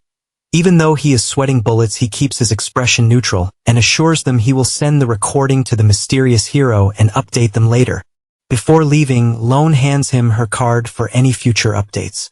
The MC recognizes her from their first meeting at the profession changing room. Once they are gone, Old Fong seems surprisingly pleased with our hero and is already plotting ways to recruit him into their team. Lone asks if he thinks our boy and the mysterious hero might be the same person, but Old Fong does not care. If the MC wants them to believe he is just an innocent student, then the old man plans to do that. And as long as they have the mysterious hero on their side, they are not going to argue, especially with their enemies getting stronger by the day. The MC has a pretty good idea of what happened to his system the previous day. Most likely, that deity was tracking his location. And considering how effortlessly the thing shattered his defenses, it's safe to say its power level is way past the manageable problem stage. So his priority number one is to fix the reaching the third transformation. After all, it's the only thing keeping the deity's detection at bay. But he cannot ignore the other mission either. If he cannot find a way to make use of the enemy's power, then it means he just signed himself up for a much bigger headache in the future. He then gets some intel from Duan, who got it from Old Fong, about the trial's secret realm. Apparently, it's structured like a tower. There is no clue about the number of floors though, as no one has made it to the top yet. The monsters inside are significantly deadlier than in other secret realms. The highest floor ever reached was the 42nd. And of course, that record belongs to none other than Shiyu, but our hero has got other things to stress about. His evil god identity could get exposed. And with how unpredictable this trial's mechanics are, he would not be shocked if the deity's forbidden spell decides to make an encore appearance, so maybe it's best if someone else handles the trial after all. Nowhere in the mission details does it say he has to do it personally. He then asks Duan if he saw Shiyu's challenge and how many levels he thinks he could reach if he were in Shiyu's place. Duan gives it some thought and estimates around the 35th floor. That settles it. Shiyu, who is near his 5th transformation, is clearly stronger. But since Duan is on his side, he would rather have him take on the trial, at least that way. He won't have to worry about unexpected betrayals midway. Decision made, and he decides to start preparing Duan with a special training session. Meanwhile, somewhere else in the city, Old Fong gets shocked when he hears that the mysterious hero is sending someone to the Kangaroo Guild for the trial. Lan confirms that Duan personally made the request, and he also asked to borrow the training room. Now Old Fong is very interested. Just the other day, the heads of all 7 guilds had attempted the trial. And guess what? Every single one of them failed. Even Ing Jun. So if Duan manages to do something impressive, well, this is going to be fun to watch. Excitement practically sets Old Fong on fire. That flame burning through his body is not just a metaphor. It's the price he constantly pays, slowly chipping away at his life. After that, in the training room, our boy Duan, Old Fong, and Lan are discussing strategy while Captain Zhou and some others watch from the sidelines. Zhou, for his part, is counting his blessings. He almost had the MC kicked out of the test earlier, but thanks to the unexpected chaos, the order never went through. And looking at how things turned out, dodging that bullet might be the best decision he never made. Our hero scans the surroundings while Duan hands Lan a drive packed with valuable intel. Lan checks the contents and finds everything: monster weaknesses, cleared floors, and even some highly classified details. Our boy has pulled out all this information straight from the Demon Lord's memories, because that guy once invaded the trial secret realm, so who better to spill all its secrets? Old Fong wants to watch Duan's training closely, but his real concern is the bigger picture. And he asks Duan whether the mysterious hero is sure that the evil god is going to destroy the world. The day before, Duan asks our boy the same question. Since Duan is one of his own people, the MC cannot just brush him off, but explaining too much is also risky, so he is stuck in that awkward space between wanting to be honest and not giving away too much now. Duan confidently repeats the answer our hero had given him, that as long as the mysterious hero is around, they don't have to worry Old Fong, who is apparently satisfied with that completely non-detailed response, hands over the responsibility of the trial's secret realm to Duan. Without wasting time, Duan marches in, or more accurately, crashes right into it the moment he steps in. Monsters lock onto him, they charge, but he fights back, and while he does take them down, he does not walk away unscathed. Our boy, who is watching from the outside, suggests that Duan should take a break before he ends up needing a full body cast. But Duan insists he just needs a short break before going again. This is an opportunity his master has given him, and he refuses to let him down. Lan, who is also watching it, knows for a fact that she would not survive this trial if she were there. Those monsters are beyond the fourth transformation, and she has no desire to test if her luck is better than Duan's. Old Fong, on the other hand, is deep in thought. He had heard from Lan about our hero's absurdly fast transformation, and is now wondering if our boy could pull off something so ridiculous. Could Duan do it too? Maybe, just maybe, the so-called mysterious hero could work some magic and break the current combat system, unlocking some kind of divine blessing for Duan. The MC, on the other hand, is starting to realize he might have oversimplified things. He had assumed that knowing the monster's weaknesses would be enough to clear the trial, but obviously people have limits. So do their weapons and their skills. And if Duan cannot pass, the job falls to him, which is horrible news, because his combat skills are basically non-existent. His only real option is forbidden spells, aka the fastest way to either blow his cover or put himself in serious danger. So he decides that he has had enough of this potential disaster for one day, and says goodbye to Lan and Old Fong. His classes start next week, and before that, he needs to level up fast. If Duan cannot be handled the trial, then our boy at least needs stronger skills or better gear to cover for him. The best way to sneak around unnoticed is through flying scrolls. Luckily, he had the foresight to stock up on those. Using one, he launches himself into the air and lands near his destination. In front of him is the entrance to a wild secret realm, the same one Duan had mentioned before. It is currently outside official control, so there are no annoying restrictions. The area around it looks like a war zone, with clear signs that some kind of fight went down, but our hero does not have time to care about that. He steps inside and hopes this is not the beginning of another headache. Inside the realm, a bunch of bloodthirsty lunatics have already wiped out the other group. When they spot a flying scroll, their egos are so inflated that they have already decided that whoever owns it is done for. As loyal fanboys of the Demon Lord, they are convinced the very day he will finally descend. Unbeknownst to them, one of their unfortunate victims had an ear device, and it's still broadcasting their secret plans. There is another group inside the forest, and a girl listening in catches the mention of a secret realm invasion. She pieces together that the invasion is about to hit the mountain and immediately updates the others. The real problem is the city of Chongling, which is right next door, meaning it's in the direct path of destruction. Their captain assesses the situation. One of their squads is already wiped out, and even if they rush in heroically, they would only be signing up for a very short battle. The monsters in the secret realm are ridiculously strong, and the city's magical barrier will not hold up much. With no other options, he orders the team to retreat and inform the authorities. Step 1. Evacuate as many people as possible. Step 2. Hope for a miracle. But since they have zero surveillance equipment, they have no way of knowing when the invasion will happen. So someone has to stay behind and play scout, and the captain himself decides to stay. His squad, being the good loyal subordinates they are, immediately protest, but he shuts them down. He has already accepted his fate before settling in for his impending doom. He makes a final call to his daughter. She, blissfully unaware of the apocalyptic mess her father is dealing with, excitedly wishes him a happy birthday. He barely has time to respond before a powerful force erupts, and even the retreating squad members see it. Meanwhile, inside the secret realm, our boy is busy turning the place into an ice age. Using his skill, he has unleashed an endless ice calamity, freezing every monster in sight since they have already given him a satisfying boost in levels. He figures it's time for an upgrade. The Demon Lord supporters stand ready and are all excited to welcome their master, only for our hero to casually stroll in. Instead, both sides just stare at each other and are completely dumbfounded. It turns out that the Demon Lord they are waiting for has already been killed by our boy. The supporters quickly assess the situation. The MC clearly does not recognize them, which means he is not the Demon Lord's reincarnation or some high-ranking follower, but what really throws them off is his sheer nerve to waltz into their hideout alone. Then a light bulb goes off in their heads.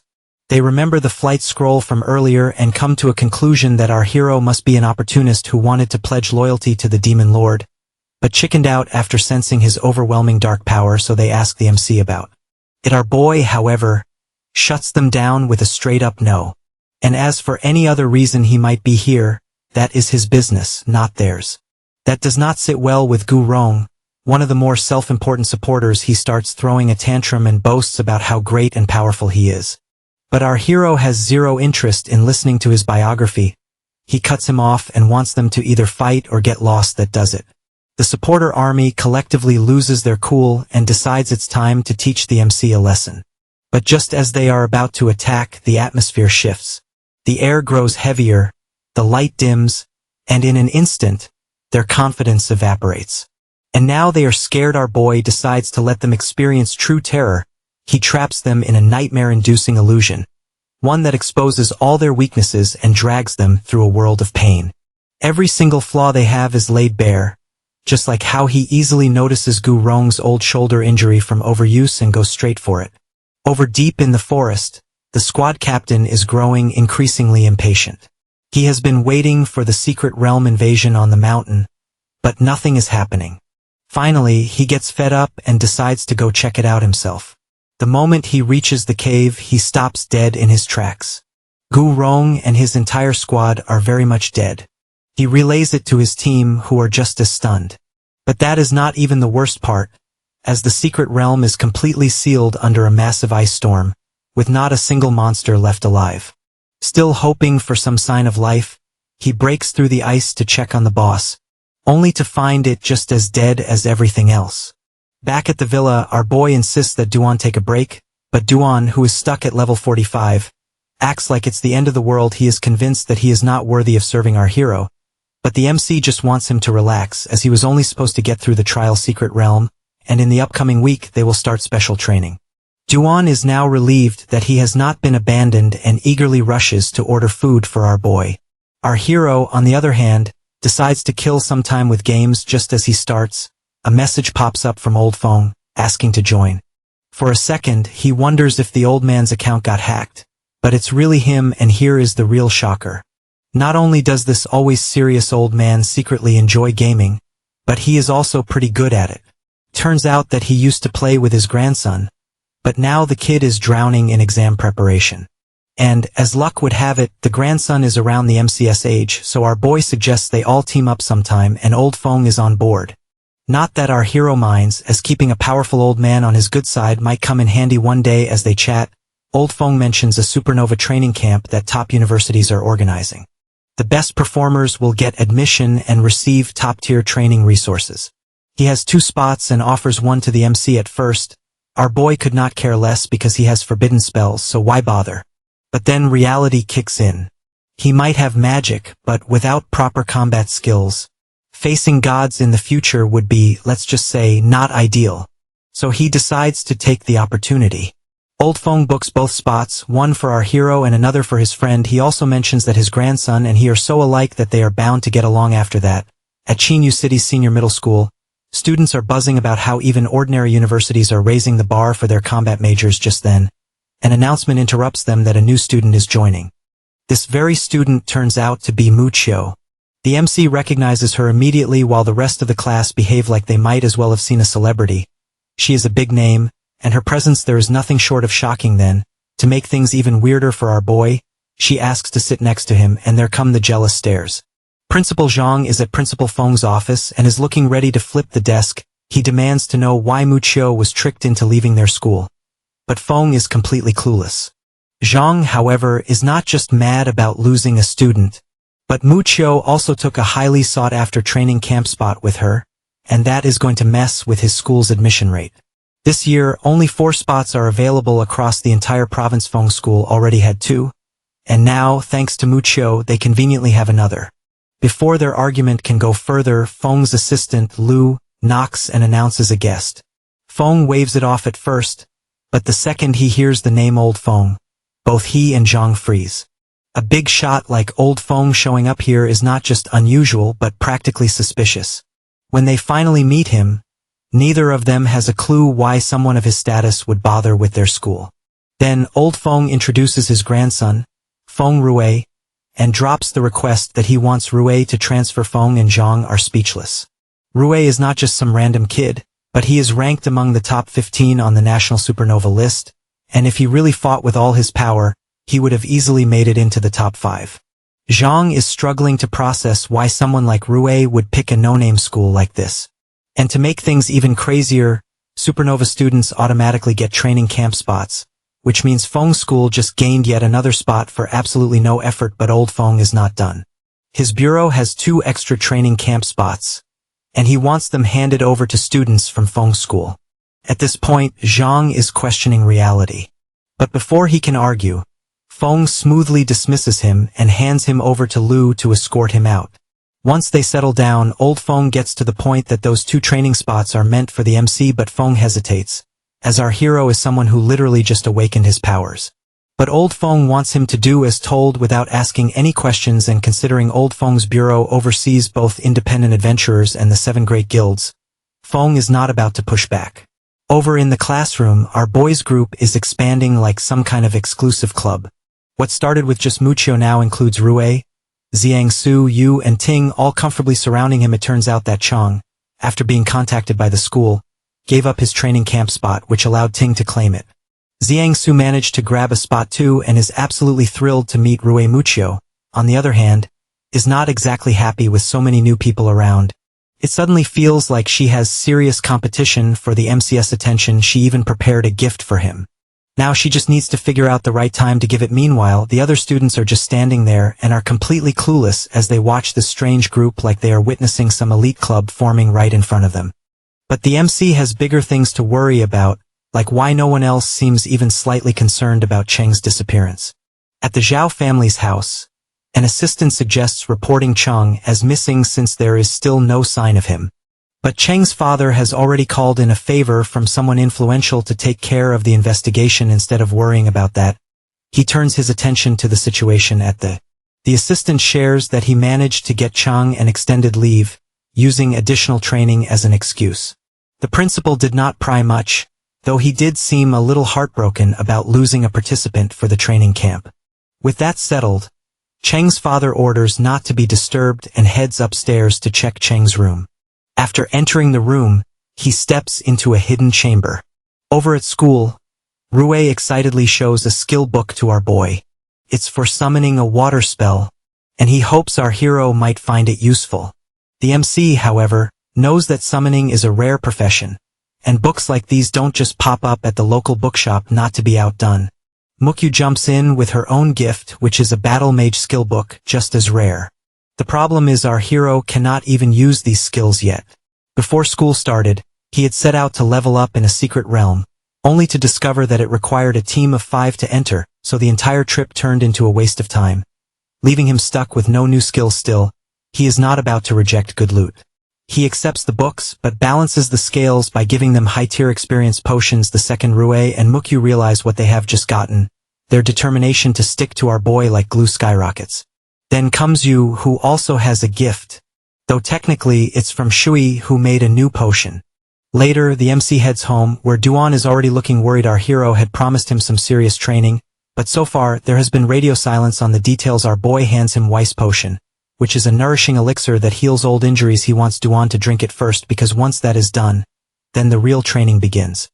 After drinking the potion, Duan feels better than ever. After that, they dive straight into training. The MC takes one look at him and immediately spots that his lung injury is still healing, so he should avoid moves that put too much strain on it, and his skill combos are a complete mess. Duan is impressed, though a little uneasy, at how easily our boy has picked apart his flaws. Then comes the real challenge, the special training. Duan pushes himself to the limit, not because his life depends on it, but because disappointing our hero feels just as bad. He fights through wave after wave of monsters, with barely getting a chance to breathe when he finally finishes. He asks for a tougher challenge, but Lan shares that there are not any more levels, as they have used up all the available monster data. With nothing left to do, Duan finally collapses to the ground, completely drained. But despite how exhausted he is, he feels a deep sense of happiness to the point of tears. Old Feng, who has been watching all along, is both amazed and a little shaken. The way the mysterious hero has pushed an experienced adventurer like Duan to this point is nothing short of insane. Now more than ever, he wants to stay on the guy's good side. His excitement flares up again, but before he can get too carried away, Lan brings up the issue of handling the high cost of dark power. Old Feng thinks for a moment, but decides to put that on hold. Right now, the priority is taking Duan to the trial realm. Old Feng and Duan arrive at the Azure Guild, where Ingjun and the other 7 guild leaders are already waiting. Duan knows these guys are a big deal, as his own master could not even get them to show up together before. But with something as serious as the divine manifestation on the table, they have all appeared. Among them is Shiyu, who looks like he would rather be anywhere else. He is in sour mood because Old Feng is not giving them a single useful piece of information, and the other shameless guild leaders are busy milking his secret realm for favors. At the realm's entrance, Shiyu asks Duan if he can livestream the whole thing, and Duan, being completely unbothered, gives the green light. A phone is set up, and suddenly all 7 guild leaders are trying to squeeze into the frame, subtly or not so subtly angling for some screen time. After all, the person watching on the other end is the mysterious hero, and impressing him is apparently priority number 1, but at the same time, they are sweating a little and hoping they don't accidentally get on his bad side. Meanwhile, over at Duan's villa, our hero is just chilling, watching TV, and snacking when he notices the stream on his phone is actually live. Back in the realm, the guild leaders are left staring as Duan clears the 30th, 40th, and 50th floors like it's no big deal. Then, just like that, he takes down the final monster, passes the trial, and snags the divine forbidden curse. The best part is that it's a first clear reward, which means no one else can ever get it again. Shu, of course, is not amused. It's his realm. Should not the best loot go to him by default? But before he can even throw a proper tantrum, the system delivers the final punch. That Duan's profession is not perfect enough to learn forbidden curses, so after all that, the super powerful reward is completely useless to him. The MC recalls from the Demon Lord's memories that the professions in their world still have not reached their full potential. Basically, people are strong, but not that strong. Duan's reward, on the other hand, transforms into a divine emblem, and since his profession falls under the strength system, his patron deity is some holy spirit, which is one of the 12 main gods. The system lays out 3 paths for him: the martial spirit sword master, who wields a sword with chi, fights with ruthless precision, and when faced with a strong enemy, unlocks next-level power like a protagonist in a last-minute power-up scene. Then there is the martial extreme battle saint, a guy who does not bother with weapons because his fists and kicks are basically walking disasters. And finally, the martial arts immortal soldier, who masters every weapon, adapts in battle, and can copy enemy techniques. Since Duan uses a short sword, he naturally picks martial spirit sword master. The moment he makes his choice, the divine emblem, which is formed out of pure divine energy and packed with the fundamental laws of the universe, starts absorbing in Duan. As he takes in its power, a brilliant light shoots into the sky. The mission Divine Trial is completed, and just like that, the world level goes up. Notifications flood the sky, and people everywhere start recording it like it's the event of the century. Our boy sees it too, while Injun and Old Feng get bombarded with reports from all over. When Duan steps out of the realm, Injun tries to recruit him. But of course, he is not the only one, as other guild leaders swarm him with their best offers. Duan, however, rejects every single one. Later, he returns home and meets our hero. During their conversation, the MC shows him a drawing he made of the divine emblem, as he wants to confirm its details, since a phone screen did not exactly do it justice. It turns out it's the exact same emblem our boy once obtained and casually gifted over to you. Duan, on the other hand, jumps to the conclusion that our hero just gave away something this valuable without a second thought, which makes him feel like all his effort is still nowhere near enough. The MC, meanwhile, is too busy having an existential crisis. If he really has divine power, that might explain why he got an emblem in a random secret realm. But another, much bigger problem dawns on him regarding the gods, as now he has to worry about 12 potential divine-level threats. Duan fills our boy in on the latest chaos about how 7 major guilds are now running around and desperately searching for the trial's secret realms, all for the sake of grabbing the divine emblem. But our hero is not too stressed. As long as he controls whoever clears the trial, the power will be his. It sounds simple, but there is a problem. If the person who clears it turns out to be his enemy, it would be a disaster. However, the divine emblem is not even his biggest problem. The real danger is that clearing the realm might unlock forbidden spells, and if that happens, he will end up attracting the attention of the gods and basically putting a giant target on his back. Now, he needs to ensure that only his own people clear the trial. Duan then brings up Xiao, who, according to their contract, wanted to get his fair share of the rewards. Since Duan has already absorbed the divine emblem, he generously offers the rest of the loot.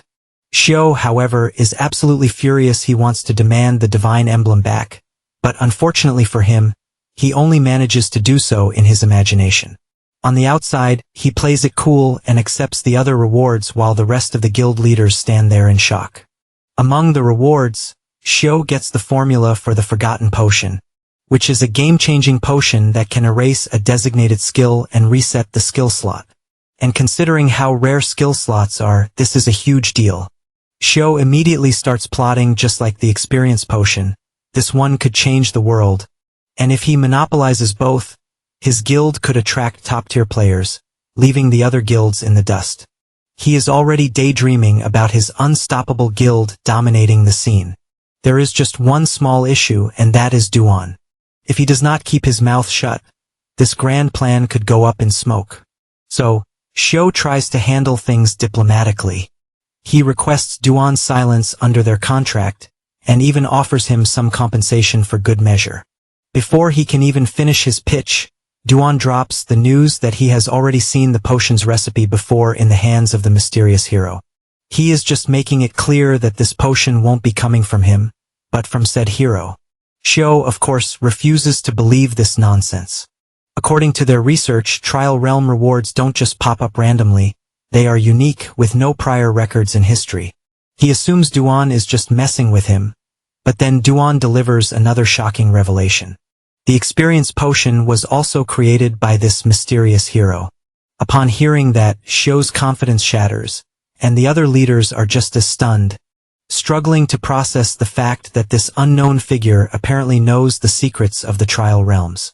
Meanwhile, Old Feng watches the whole thing unfold with pure amusement and chuckles to himself.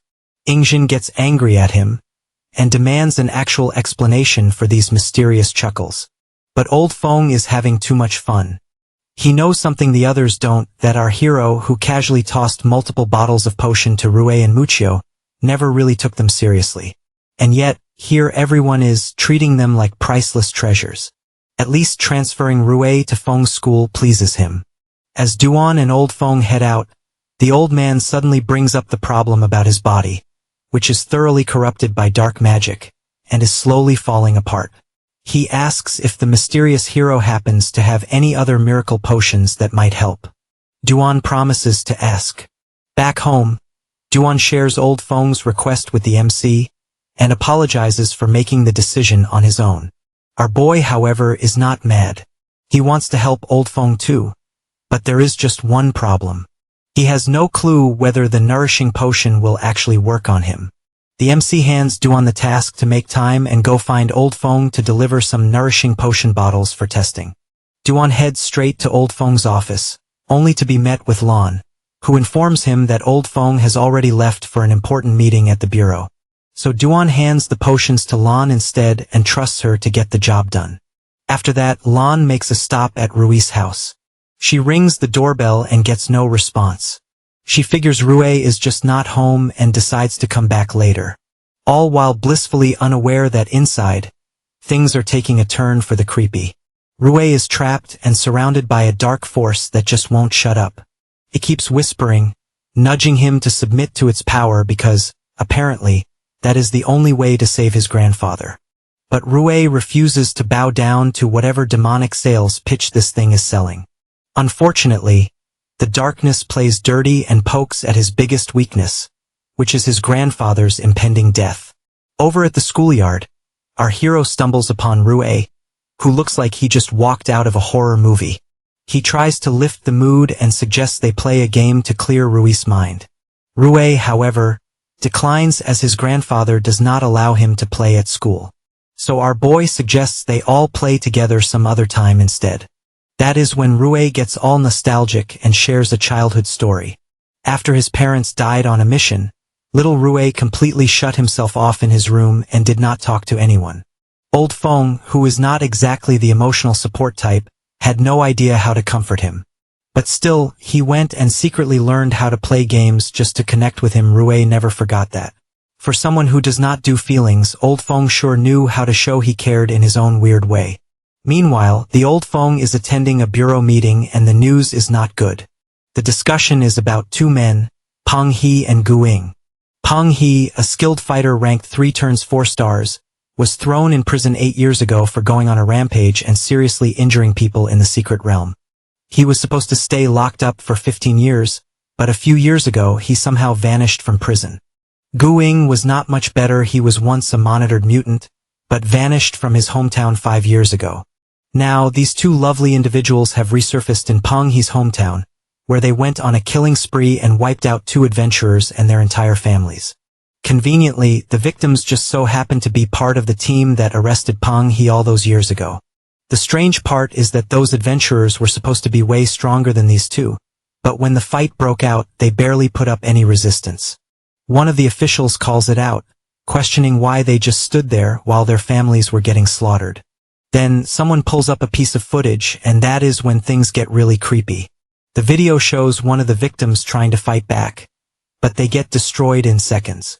Upon watching it, the room goes dead quiet. The report said Peng He and Gu Ying should not have been this powerful, but the footage says otherwise. From the looks of it, these two are not just back, but they are stronger than ever. And if that was not bad enough, they might even be stronger than Old Feng, which is enough to send chills down anyone's spine. Zhao is at his house, and he impatiently waits for Peng He and Gu Ying. The moment they walk in, he asks about any news on his son. Peng He shares that they found nothing, but he did sense an insanely strong dark force. He explains that low-level favored ones cannot just use dark power on their own. They need the Demon Lord's blessings, just like that unfortunate guy who dropped dead in Chinyu City.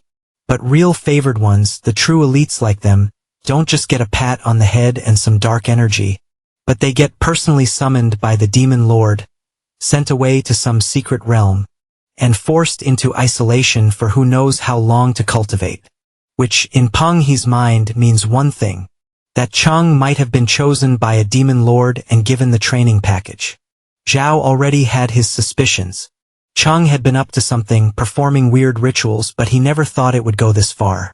Peng He is not completely sure if the ritual is linked to Cheng's disappearance.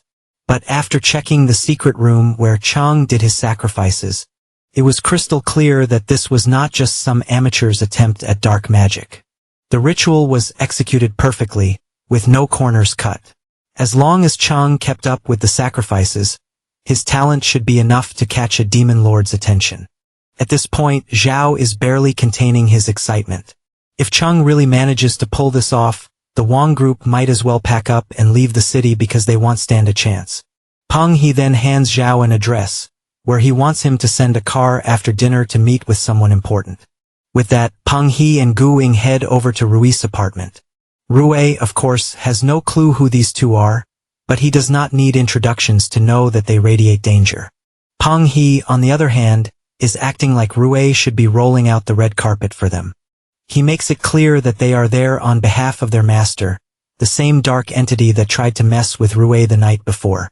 Rue does not waste time. He summons his armor and gets ready to fight. But before he can do anything, Peng He is already on him and grips his face. Peng He has one job, which is to make Rue accept the dark entity's power without putting his brain to use. Not that Rue is known for his rationality, but still, convincing him is too much effort. While Gu Ying, who had gone inside for some reconnaissance, returns with an update that old Feng is not home. Peng He has planned to pay the old man a friendly visit, but Rui shoots that idea down, as no way is he letting them anywhere near his grandfather. Eventually, Peng He lets go of Rui, but not before dropping an ultimatum of just 3 days. That is all Rui has to decide, and if he dares to refuse, well, let's just say old Feng won't be enjoying his retirement for much longer. Meanwhile, our boy is out in the wild tribe beating up monsters. He has not found a decent place to level up lately, so instead of chasing upgrades, he has been grinding combat experience in ordinary secret realms.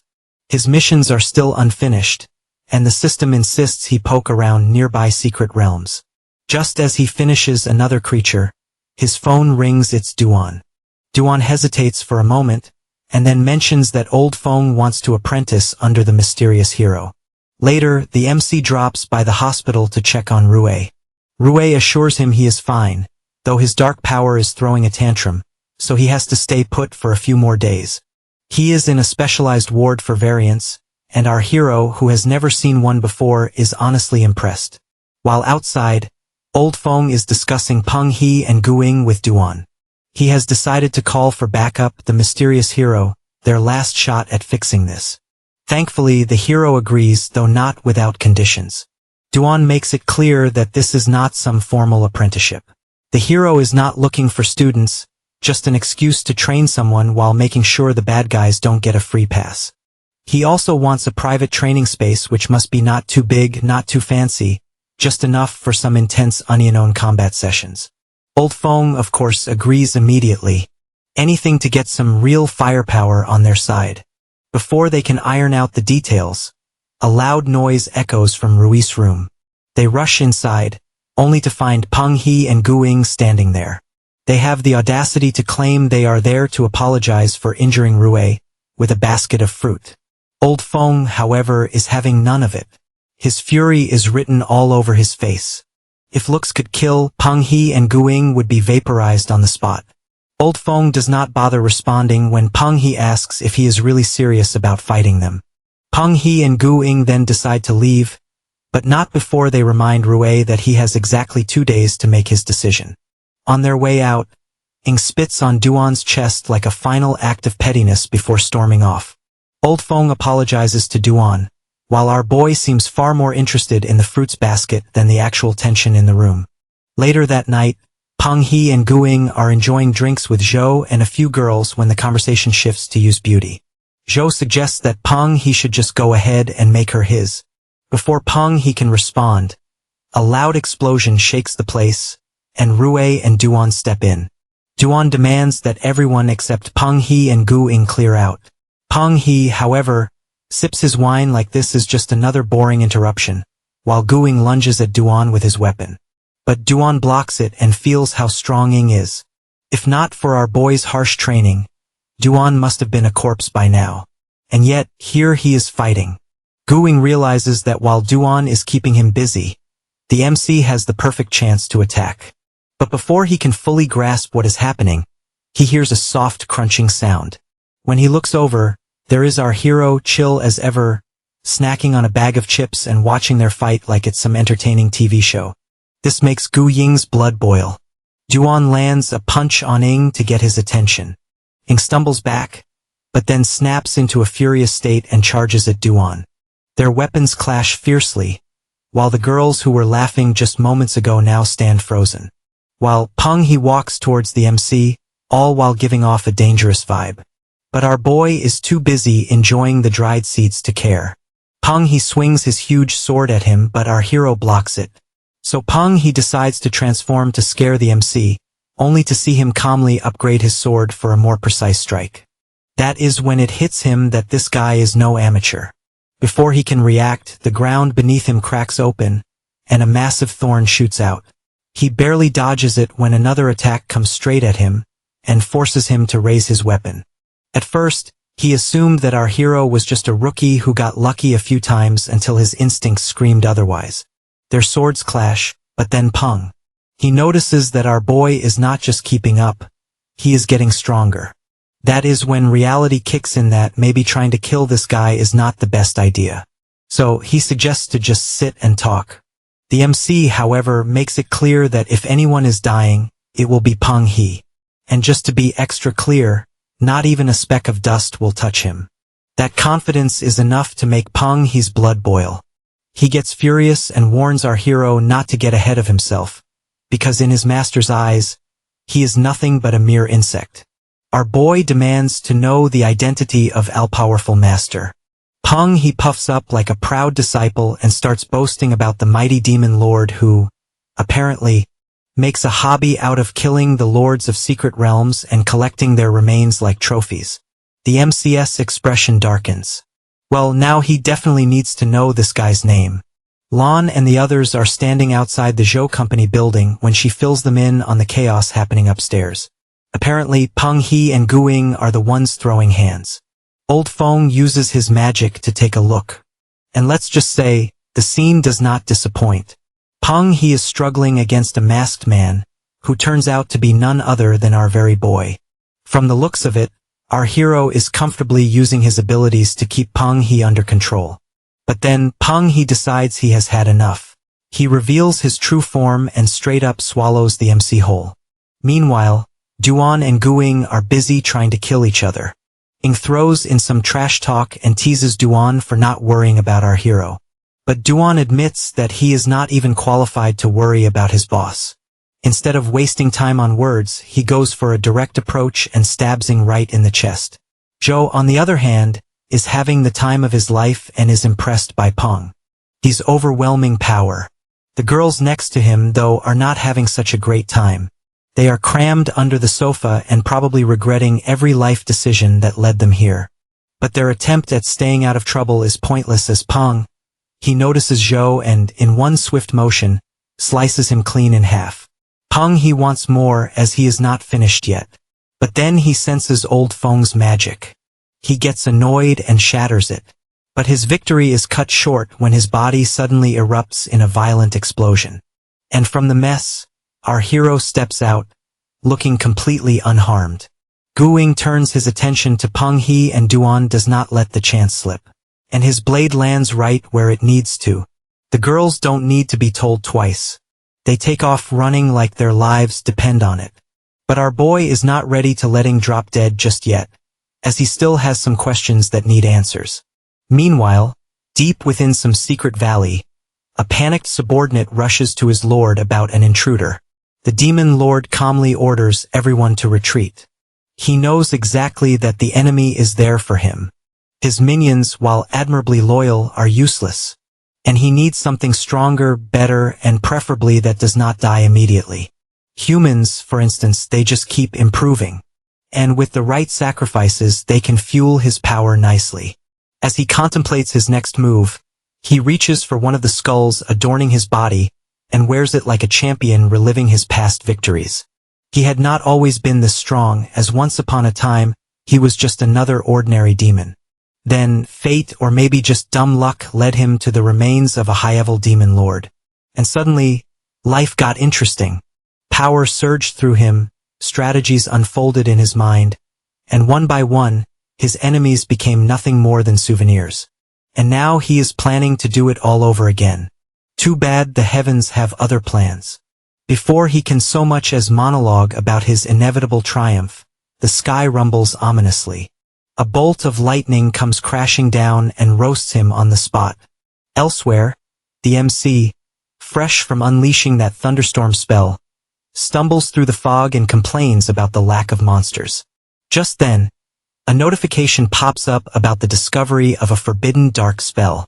He follows the system's directions and eventually comes across the demon lord's crispy remains. And in his lifeless hands is a relic pulsing with dark energy. He starts absorbing its power, and his level shoots past 40 and his attributes max out. Then, he spots something even more interesting. A skill book for summoning a dark gate, which is a forbidden summoning spell.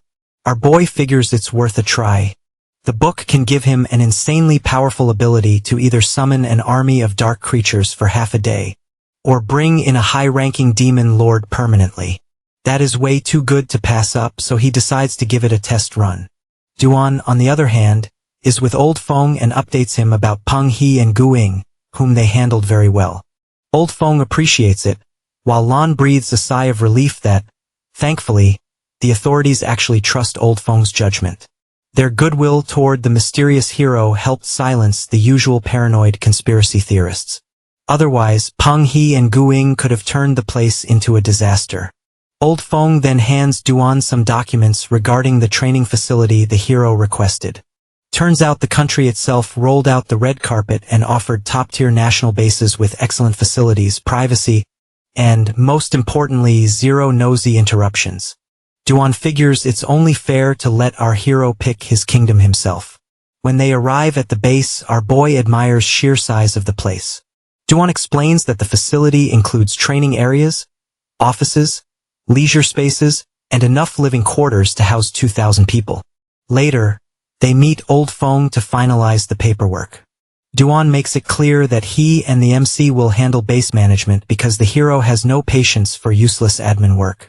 Old Fong suggests forming a guild, but Duan wonders if there is a less bureaucratic way to get intel. Old Fong mentions a special information channel through the bureau where the confidential stuff stays locked up, but most useful details will be accessible. Our hero finds this convenient but still plans to build his own network. After all, relying on just one source is a rookie mistake. As for the guild? Yeah, no thanks, it's too much paperwork. Instead, he decides to run the base his own way.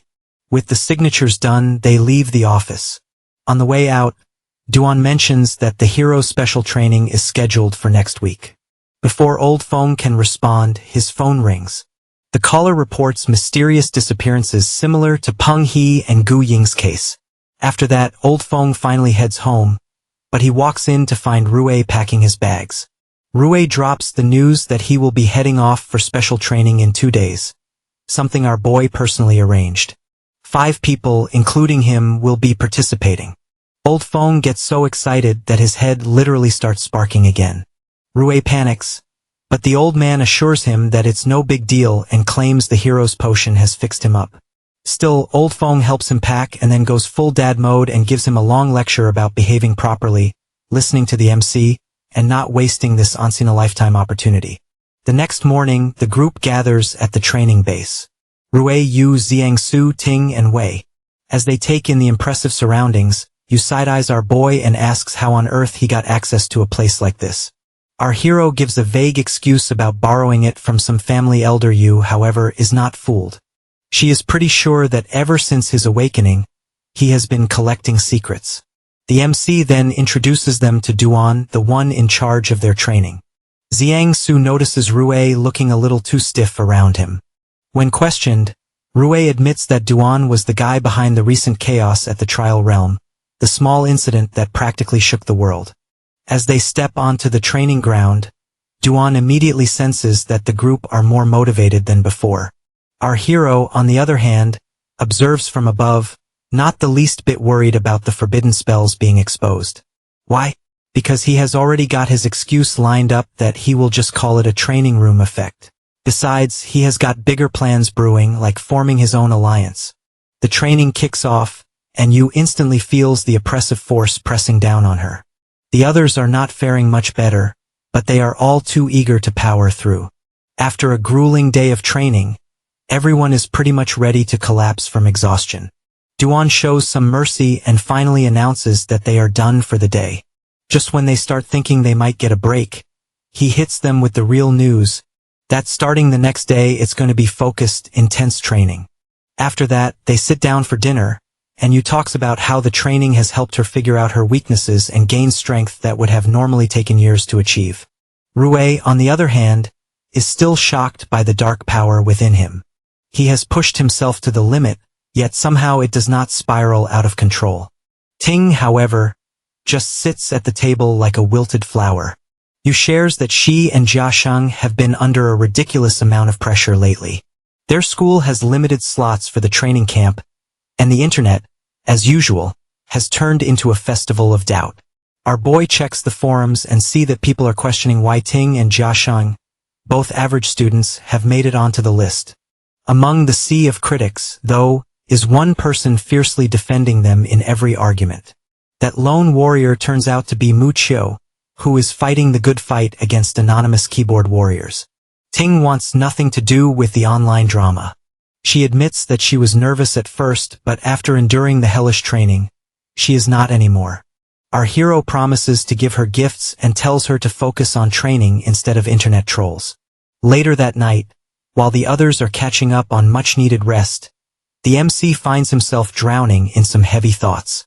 The Demon Lord's memories have revealed something insane about the so-called evil gods. Apparently, there are 7 of them, beings born from dark power, worshipped by creatures of the secret realm. But the real shocker is that our boy himself is not one of them. But he was once one of the 12 main gods, a prestigious figure known as the omnipotent Archmage.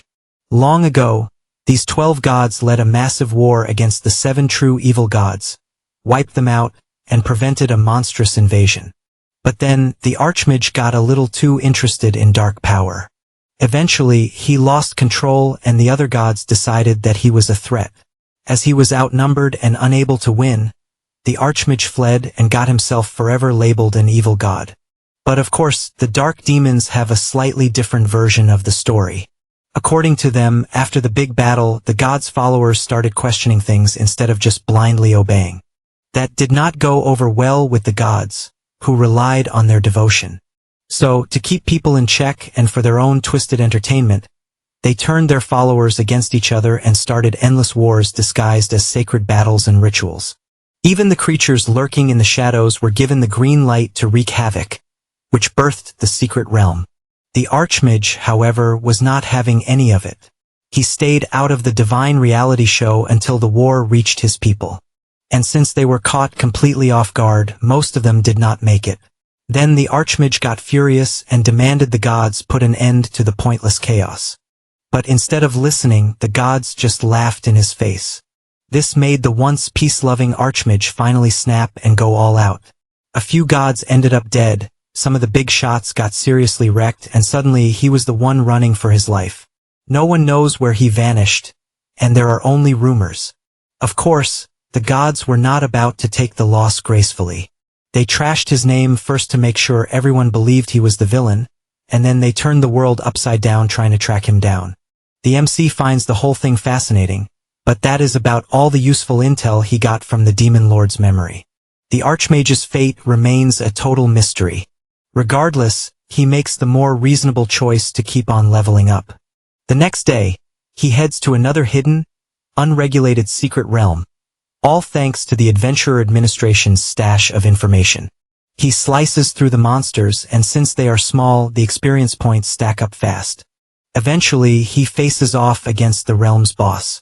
Everything is going great until his sword decides it's had enough and shatters mid-fight. It's because his level is not quite at the wielding indestructible weapon stage, and his gear is pretty much garbage compared to what 4th or 5th transition adventurers carry. He did not expect his sword to tap out after a few high-intensity fights, but here they are. The boss monster smirks, but our boy, who is not in the mood for mockery, tosses the broken weapon aside and blasts the boss to oblivion with magic instead. He levels up, sure, but let's be real, the experience gain does not make up for the tragic loss of his sword. On the plus side, he acquires another forbidden skill, a violent storm packed with dark energy that devours all light. Sounds fancy, but he knows better than to rely solely on forbidden skills. After all, dramatic power moves are great, but a decent weapon would not hurt either. So, it's time to go shopping at the trading center. He goes all out and picks up multiple high-quality swords. His guide, Gao, looks about one gasp away from fainting. Just as she is trying to wrap her head around his shopping spree, an assistant walks in and mentions another guest. The issue is that both our hero and the newcomer hold the prestigious black card. But the said noble turns out to be Yunzhou, who spots the MC and immediately recognizes him. Our boy, on the other hand, is blank. Our boy finally remembers who Yunzhou is after he introduces himself. It turns out that Yunzhou had already tried digging into his background, but every lead hit a dead end, like someone was purposely erasing all traces of him. Even searching online was useless. If his powerful family, with all its connections, could not uncover a single solid detail, then one thing is clear, that this guy is definitely not someone ordinary. And that does not sit well with Yunzhou. Our boy points towards the swords he plans to purchase and asks Yunjo if he wants to buy one. But Yunjo does not even dare consider it. The sight is enough to leave the surrounding crowd in complete shock. As after all, Yunjo is ranked second on the national supernova list. Yet here he is, seemingly yielding to someone else. Yunjo then takes his leave as he needs an outlet for his frustration. He heads to the restroom. He takes out his cell phone, logs into a forum, and posts a request to investigate our hero. But then Mukyu replies and wants him not to spread nonsense. That just makes Yunjo angrier, so if he could not dig up dirt on the MC, he decides to crush him another way. His next focus is to search for a trial secret realm. Our boy, on the other hand, remains blissfully unaware of Yun's brewing schemes. He finishes his shopping trip and moves on to another secret realm, where he hunts monsters until he reaches level 60. His second transformation is right around the corner. But before that, he notices an altar. The place carries a rather grim history, as the monsters there used to worship all kinds of evil gods. That was until the 12 main gods wiped them out and forced these creatures to spend the rest of eternity trying to bring back 7 of their fallen deities. A few of the more ambitious ones even had dreams of becoming evil gods themselves. Not that our hero cared. In his eyes, neither the so-called main gods nor the monsters were anything worth respecting. The gods were not protectors, they saw humans as nothing more than entertainment. If that was the case, maybe the monster's legend about the omnipotent archmage was not just some wild fantasy. At this point, gods and monsters are just two sides of the same worthless coin to him. Just then, his phone buzzes as Zhu Wei has sent him a message. Over at the training base, Ting and Jiashang are busy looking around Weiss Lab. Ting grabs a potion and is this close to drinking it when Wei barely stops her in time. It turns out that very potion erases a person's skills, and Wei had just finished making it. The MC soon arrives and is completely unaware of the near catastrophe and hands over skill books as gifts to them. The MC hands the 4 skills books to them as gifts. He wants everyone to get the hang of their new abilities before the training camp. On their way to the training room, they bump into Old Feng and Duan. For Yu, Ting, and Wei, it's their first time meeting the old man, and they can tell right away that he is kind of a big deal. Old Feng is curious about Rui's progress, and asks our boy for an update. But instead of giving a detailed report, our hero suggests he see for himself. The training session kicks off, and each of them takes on monsters using their newly acquired skills. Old Feng watches and is impressed but also a little puzzled. Their techniques look unfamiliar and almost too refined for newcomers. The MC explains that they have just learned high-quality orange skills, which, by the way, are so rare that even top officials would sell their souls to get them. Old Feng is now even more intrigued and wants to share this with others. With training out of the way, our boy heads to the profession-changing room, where he runs into Lan. The moment Lan sees him, she realizes that he is there to undergo his second transformation. Our hero then gets inside the room and receives a mission to enter the secret realm of some ice field and obtain the element emblem.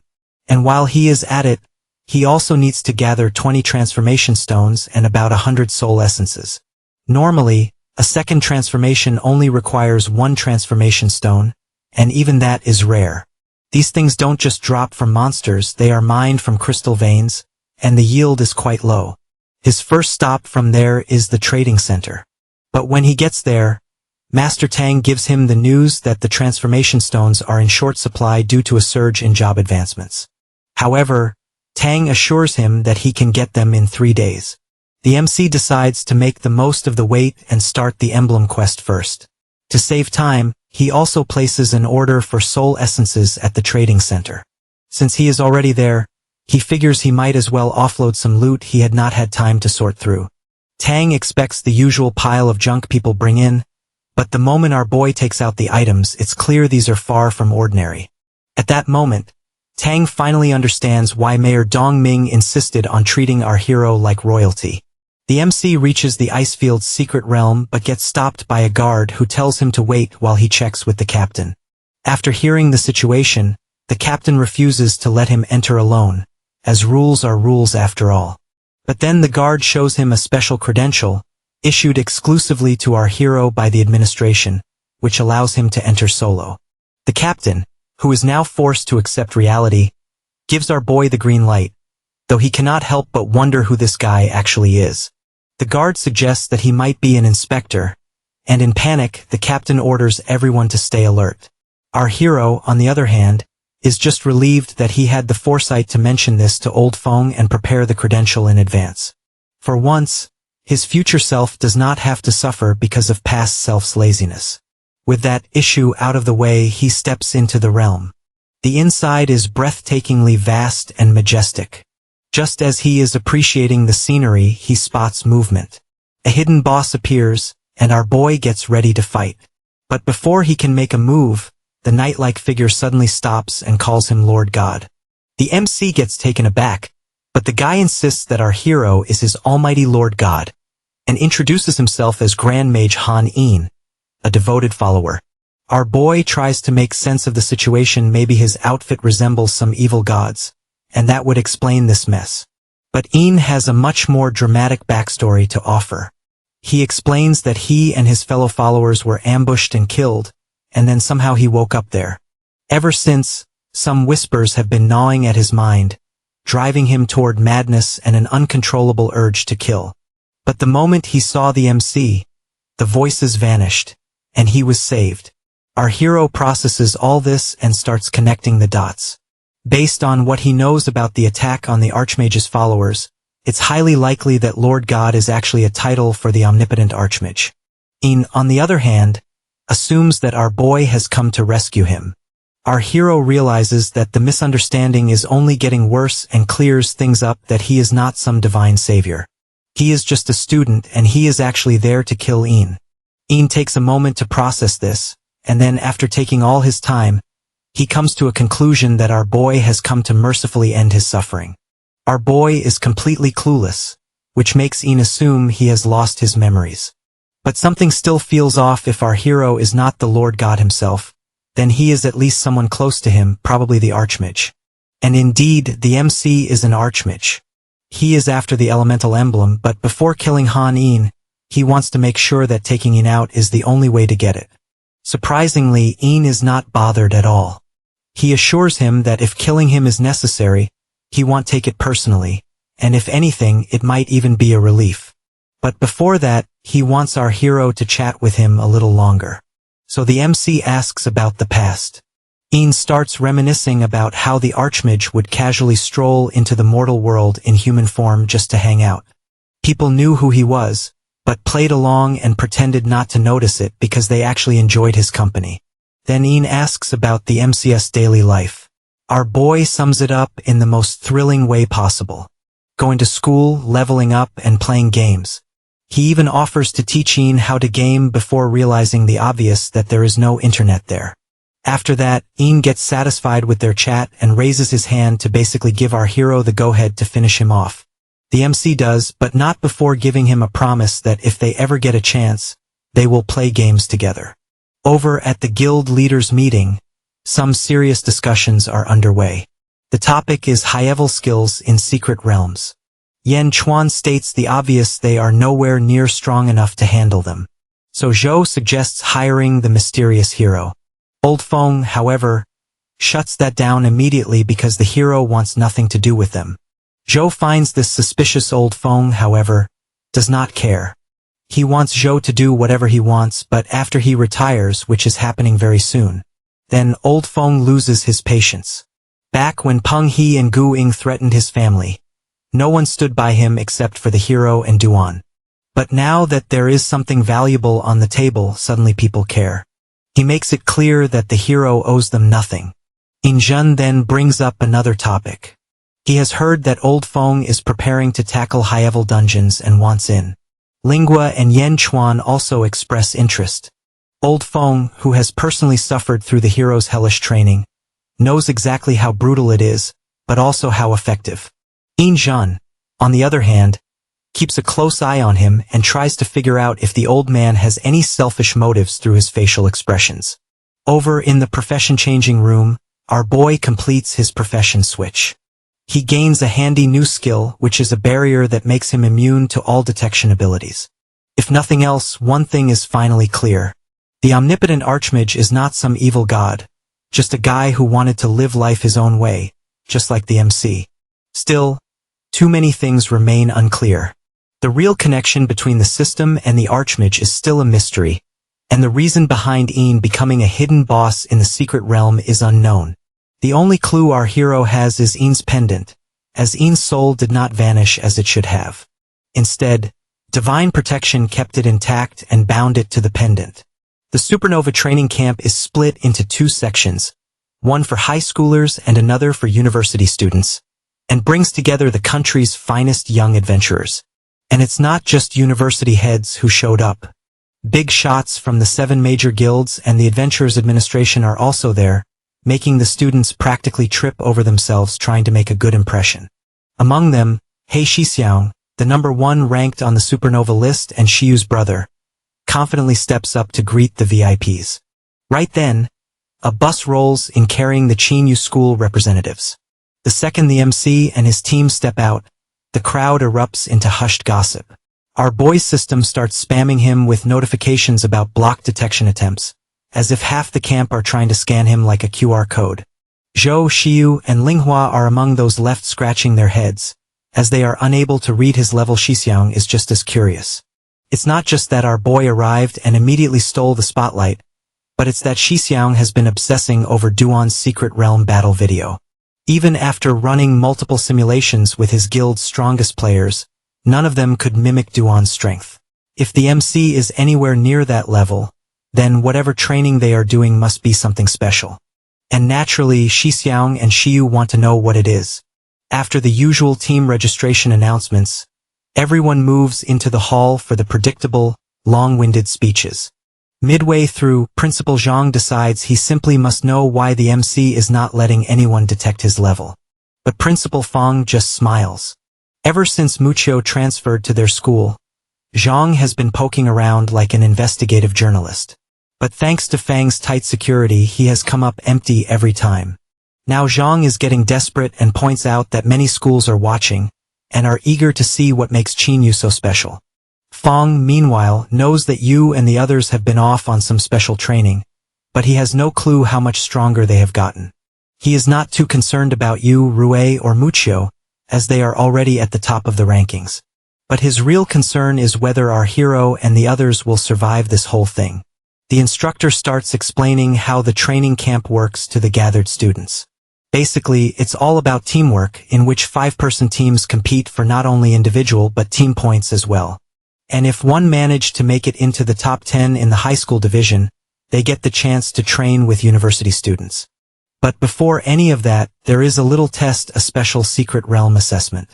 The entry requirement is to be at or below the 3rd transformation level. To show everyone just how painfully outmatched they are, a demonstration match kicks off, featuring past top-ranked supernovas. These guys step into the secret realm and clear it like it's a daily chore. The other students watch in stunned silence. Among the elite is Shixiang, the only high schooler in the group. Old Feng wonders that if they train these kids properly, they might start tackling high-level secret realms soon. The elite team does not just clear the realm, they demolish it and set a new record while making it look effortless. The audience cannot stop buzzing about it. But while they are still trying to wrap their heads around what just happened, our hero suddenly finds himself approached by Kai Yuchen, the niece of Dong Ming, and one of the top 5 in the record-breaking team. She is there because her uncle won't stop hyping up the MC. The moment she starts chatting with him, everyone's curiosity shoots through the roof. Yuchen offers her help if he or his team ever needs anything. After that, one of her teammates suggests they call it a day and get some rest, but Yuchen is not ready to leave yet. Shixiang decides to stay too, which means the rest of their team is stuck hanging around as well. And then, the assessment finally begins and 6 teams step into the secret realm. But soon after, the principals start complaining about how tough the challenge is while watching their students struggle against the monsters. Since Shixiang, no team has managed to land on the leaderboard, and at this point, the principals are practically pulling their hair out. Watching student morale fall down, they insist that something has to change. Meanwhile, the pinnacle team sitting there as well looks rather bored. Then, it's our boys group's turn and they step into some swamp secret realm. Unlike these student teams flailing around like headless chickens, professional teams actually have structure. You've got the attack team, aka the muscle, who smash through enemies and take down powerful bosses to conquer the secret realms. The research team, basically the nerds, who uncover secrets and collect knowledge. Then there is the guard team, the protectors who ensure secured realms stay that way and non-combatants don't get wiped out. And finally, the support team, the unsung heroes who keep everyone from dying by taking care of them. Each team has 10 side missions in addition to the main task. The MC goes through the research team's missions and finds the core objective, which is to defeat the final boss for 50 points. Sounds like a decent challenge, but he is more interested in unraveling the mystery behind gods and this bizarre world. Since research lets him mix combat with brain power, it's a win-win. The rest of the team goes with research as well. Yui checks the list and spots 2 tasks requiring them to capture creatures alive. Our boy picks the simpler option, which is to capture some crab for 10 points. Over at the hall, the principals who moments ago looked like they were about to call for divine intervention suddenly perk up when our boy's team actually starts making progress. Yuchin now realizes that her uncle was right regarding the MC. Ingjun almost chokes when he sees them casually pulling off orange tier skills. But Old Fong corrects him that it's not about fancy tricks. These kids are just that good. Their teamwork, timing, and skill synergy are near flawless. And among them is our hero, who is out there proving a simple, well-placed strike can humble an enemy better than any overhyped technique. Our boys' team cuts through the monsters like it's nothing and leaves the spectators completely stunned. Even the so-called boss monster, which was supposed to at least put up a fight, goes down just as easily. They did all that in less than 10 minutes and make a new record. With that out of the way, they head back to turn in their tasks. As they return, Mukyu starts clapping and is joined by Yunjua, Lee Kei, and the others. Mukyu, after that, starts hyping up our hero's team to anyone willing to listen. While Yunjua claims that he defended them online against haters, which we obviously know is a pure lie. The principals, seeing their students actually looking happy, let out a breath of relief. Then come the assessment results. Sheqiang is first, Yunjua is 31, Lee Kei is 32, and Mukyu lands at 95. But something seems off. Where are the MC and his team? The murmurs grow until Yunjua finally asks a teacher, who shares that our boys' team did not even get student spots. Instead, they were straight-up made assistant teachers. Meanwhile, our hero and his team are escorted to a guest house because, apparently, the professor in charge of the research group has decided to be mysteriously absent. As they start unpacking, Old Fong shows up with Ingjun and several principals in tow. The guy who was guiding them takes one look at the lineup and struggles to process what is happening. The staff member who is leading our hero and his team looks completely stunned because right in front of him are the presidents of 3 top universities.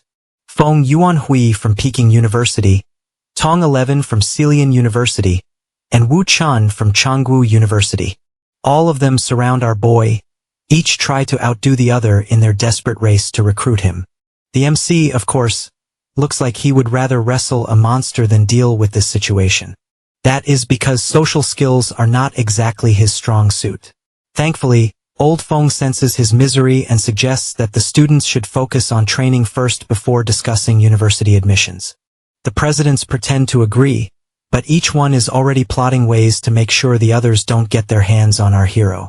The next morning arrives, and our boy wakes up to find Rue and Xiang Su already up, but both look like they have just gone through a nightmare. It turns out that their families have been blowing up their phones since sunrise and are eager to hear about their university choices, because the 3 major universities contacted them directly. Poor Rue, on the other hand, has not slept at all, thanks to the never-ending calls. Yu and Ting are not any better, and Yu is even still on the phone. While everyone else's families are overjoyed, the MC is there, feeling a little forgotten. But just when he is about to start his tragic main character moment, his phone rings. It's Chi Wei. She asks how things are going and then mentions those same 3 universities contacted her about his plans. She did not call earlier because she knows he is a night owl. Upon hearing that, our hero is back to feeling special again. He asks for her opinion as well. After this morning's chaos, all the students gather for the first phase of special training, which is strategizing for secret realms. These realms are mostly unexplored, which means surprise attacks and potential death traps are just part of them. The instructor make it very clear: follow orders, don't wander off, and definitely don't go looking for trouble. Before heading in, teams are assigned, and Muck ends up on our boys' team. After that, they enter an unnamed secret realm. While the others are busy fighting for their lives, our boy is busy taking notes. He is glued to his tablet and carefully record the lizard man's stats. Muck watches you and the others and realizes just how much stronger they have become, and she feels a deep urge to catch up. Later, as they settle down, our hero brings up his chat with Chi-Wei. According to her, Xilian University has the best research team, but their strict management might make him feel like he is in prison. Peking University, on the other hand, offers more freedom, which sounds way more appealing. Before they can discuss further, Ting suddenly wants them to check their class group chat. The discussion turns into panic as Chi-Wei is trapped in a secret realm because the entrance decided to mutate. Monster levels shot through the roof and nearly 100 people are stuck inside. And to top it off, the magic energy at the entrance is so chaotic that stepping in unprepared is just a way to self-destruct. The students rush to the guards and demand that they do something. After all, Chi went in with them because they did not have enough support, and now here they are, all safe and sound while Chi is still inside. But the guards insist on waiting for the main guild's support. Then there is this one guy, everyone's favorite brand of shameless, who insists that he made it out on his own skills and Chi should do the same. And that is exactly when our boy arrives. The students update him, while the guy now realizes that he might be in trouble and makes excuses. Our hero, however, is not interested in listening. Instead, he grabs the guy's face and introduces it to the mud. Before the guy can even react, another genius decides to step in, but Xiangshu appears behind him like a silent executioner. And suddenly, no one is feeling brave anymore. The MC then drags the guy across the ground. Then Lu Ping, the vice president of the Era Guild, shows up and also starts dragging the guy. Our boy needs this guy conscious because he is going to actually lead them to Chi. At the entrance, another guard tries to stop them. But Lu Ping flashes his credentials, and upon seeing them, the guy has no choice but to let them in. The moment they step inside, they all feel an instant spike in their attributes. But along with that comes a field effect, an annoying feature that messes with everyone inside. Lu Ping, who has been there before, knows this realm was not supposed to have one, which indicates this is the work of mutation. While everyone else is feeling the pressure, our hero is not even remotely bothered. His attributes are so absurdly high that the field effect might as well be a gentle breeze. The others, though, are not so lucky. If this keeps up, they won't last long, and he can only hope Chi is still managing to hang on. With no time to waste, they decide to wake up their unwilling guide and get him to actually do his job. A splash of cold water shocks the guy awake, and the moment his eyes open, the whining starts. He even starts to beg for his life, as if that would change the MC's mind. But our hero keeps it simple and gives him two choices, to lead them to Chi or spend some quality time alone with the monsters. Over deep inside the cave, a group of survivors is holed up, doing everything they can to avoid becoming monster food. Chi is among them, and she heals their wounds and keeps everyone from completely losing it. They have been waiting for a rescue that seems to have gotten lost because, so far, no one has shown up. Their strategy is to sit tight and hope the monsters don't suddenly attack them, which they do. With terrible timing, one creature breaks through, and immediately lunges at a man, the father of a young girl in the group. The girl starts screaming and crying, but there is no time to mourn, as the monsters are not exactly known for their patience. Everyone decides to run first and deal with the trauma later. Just as Chi and the girl are about to become the monster's next meal, an ice barrier suddenly appears around them. At that moment, the MC and his team walk in calmly and get straight into the action. Ting and the others heals the injured, while the girl breaks down and cries over the body of her father. There are only 20 survivors left, who barely hold themselves together, and no one knows what happened to the others. Before anyone can even think about feeling safe, long, slimy tentacles slowly appear into view. Jia Sheng manages to slice through the tentacle, but it starts healing right away. To make things worse, their way out is completely blocked now. Another tentacle tries to grab Chi, but before it can hit, our boy cuts it off, and this time it does not regenerate. Lu Ping notices that his method actually worked. The MC then takes charge, leads them forward, and they spot a faint light ahead. Just as they start to feel hopeful, the final boss makes its entrance, which is a huge mass of writhing tentacles that blocks their path. Everyone freaks out, but our hero is already figuring things out. He is sure this thing is the cause of all the chaos, and the only way out is to take it down. The monster strikes first and he blocks it, but his sword shatters. For a moment everything goes quiet. Then he summons another weapon, and with one quick strike, the monster crumbles and leaves behind some loot. With the danger gone, they finally make it out. Some people break down and mourn the losses, while Lu Ping steps up to thank the MC. The MC looks at Chi, who seems shaken, so he hands her the healing emblem to help boost her abilities. The MC hands the emblem to Chi Wei, which should have made her grateful, but instead, she just looks unsure. Lu Ping, on the other hand, is more surprised that our boy is not even fazed. This emblem has not been seen since the Trial Realm invasion, yet he is treating it like he just found a random thing. Our hero just wants her to take it, and eventually she gives in. The MC then figures it is time for some special training sessions for Chi. But the issue is that the training camp is stricter, and won't allow anyone to leave for over 2 months. So he asks Lu Ping for an afternoon off. To his surprise, Ping not only agrees, but even offers a few extra days. But our boy declines the bonus. Just when things seem to be going smoothly, a bunch of reporters appears out of nowhere and surround them. They want to know who has defeated the monster.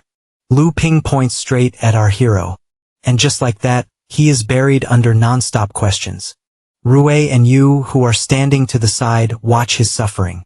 Rue looks mildly concerned. But Yu, on the other hand, rather enjoys it. After that, the MC has returned to his room and is still trying to process the horror of his first real press ambush. But then something clicks and he remembers the skill book. The one that grants a fancy ability to block a fatal attack, though with an absurdly long cooldown. After absorbing it, the ability gets even more interesting. Every 100,000 points of faith power grants him 1 resurrection. He currently has just over 4,000 points. Also, every world level increases his max faith power limit by 100,000 points. Faith power, from what he knows, is what gods gain from their followers. Not that he is planning on starting a cult anytime soon, but he definitely needs to figure out how to farm this power. And for that, he decides that Duan might be the best person to ask. Over in another part of the city, Old Feng arrives to handle yet another mess. The guards update him about Tian-Yi, who mysteriously disappeared years ago and has resurfaced. And the first thing he does after returning is start a fight. In his rage, he has injured several people and security personnel. And based on initial assessments, his strength is above the 5th transformation. Old Feng walks up to Tian-Yi, who recognizes him. But just as things are about to get serious, Old Feng's phone rings as he receives a call from Duan. Tian-Yi gets furious upon getting ignored by the old man. Old Feng gets to know that the mysterious hero is looking for him. But Tian-Yi, who has taken being ignored as the greatest insult of his life, gears up for an attack. Unfortunately for him, Old Feng is not the same pushover he used to be. With a swift flame attack, he slices right through Tian-Yi's strike, thanks to the hero's training. He does not have time for drawn-out battles as the hero is waiting. Their attacks collide, but Tian-Yi, the ever-so-humble disciple of the Demon Lord, is absolutely outraged about being given a tough time by an old man. And before Tian-Yi can process the sheer embarrassment of it all, Old Feng blasts him with an explosion of fire. He then, very responsibly, dumps the cleanup duty on the guards and leaves. He goes to the training base and sits in the reception room with Duan, who updates him that the mysterious hero wants to make the high-level potion formulas public. And on top of that, he wants the management bureau to handle it. Old Feng knows that their world is struggling in a vicious cycle to keep up with the never-ending chaos of secret realms getting deadlier, while adventurers keep throwing themselves into danger due to the need to conquer the secret realms. But these high-level potions could completely flip the power structure. The world is a mess, but the hero apparently believes in giving people a fighting chance. Old Feng knows this is not a reckless decision, so he decides not to let the hero's generosity go to waste. If the hero is going to make such a big move, the least they can do is put a solid plan in place so things don't spiral into chaos. Over at the Kongri Guild, Shou gets hit with the news about the high-level experience and memory erasure potions, which are somehow being sold on the black market. The packaging might be different, but the effects are unmistakable. The problem is that there is only one other person besides him who even knows how to make these potions. And that person is none other than the mysterious hero, which can only mean someone has been very, very sneaky. And Shou is not having any of it, so he orders an immediate investigation. Shou, being our boy's true childhood best friend, just cannot resist teasing him about his interview video, the one he refuses to watch. But to his surprise, the public actually loves it. She even points out that most of the comments are praising him. Our hero, however, is not entirely convinced. But one thing is clear, his faith power has been skyrocketing ever since those interviews aired. So, like it or not, it looks like public appearances are going to be part of his life now. As he walks through the training camp, students greet him with newfound respect. Ever since his recent display of strength, no one dares to whisper behind his back anymore. Even senior students now address him as teacher. Meanwhile, in Sinew City, Lan and Captain Zhou scroll through their phones, only to realize their city has been thrown into the spotlight, all thanks to the MC. Lan steps out to take a call, while Zhou notices Mayor Zhao sighing. Turns out that he is worried about the inevitable. When our boy will leave for university, the mysterious boss will likely disappear too. And to make things worse, Duan has already returned the villa, as he barely spends time in the city anymore. With all of them slipping away, Mayor Zhao is starting to feel anxious. Then Lan walks back in, and she looks absolutely stunned. It's because Old Feng called her with some rather shocking news that the mysterious hero wants to personally train her. After that, at a meeting with the 7 guild leaders, Old Feng lays out the situation. He proposes discussing things with officials and setting up a national alchemy workshop in collaboration with the mysterious hero. The guild leaders get excited to have some stability in potion prices and supply. Until now, the Kongri Guild had a monopoly over potion formulas, which put everyone else under a lot of pressure. Now they finally have a way out. Su agrees, but raises a rather uncomfortable question about the hero's real motive, and shares how high-level potions have already surfaced on the black market, implying that the hero may have known these formulas for quite some time. The room goes silent. The black market is not exactly a friendly neighborhood trading post. It's a place where laws are just polite suggestions, and dangerous individuals can get their hands on things they really should not. Feng Zhou points out the real issue that regardless of whether it was intentional, these potions are already in the wrong hands. Old Feng decides they need to investigate, and once Lan completes her training, she will be the one leading it. But Zhou is not about to let Old Feng have full control. He makes it very clear that letting a powerful individual operate without oversight is a terrible idea. No matter how Old Feng plans to handle this, Zhou plans to send people from his guild to cooperate with Zhou's guild in the investigation. And if they find out the mysterious hero is involved, Old Feng better be prepared to take responsibility. Old Feng, to his credit, does not argue. Elsewhere, the MC and his group explore a secret realm, and there they discuss the potions. Ting, who knows her brother's obsession with order, assures him that potion records are airtight, and there has been no sign of leaks. Rui shares that his family's potions are handled by both him and his grandfather, with constant verification. Mukyu also proudly declares that she counts the potions twice a day. Our boy, of course, never really cared much about these potions, but everyone else clearly does.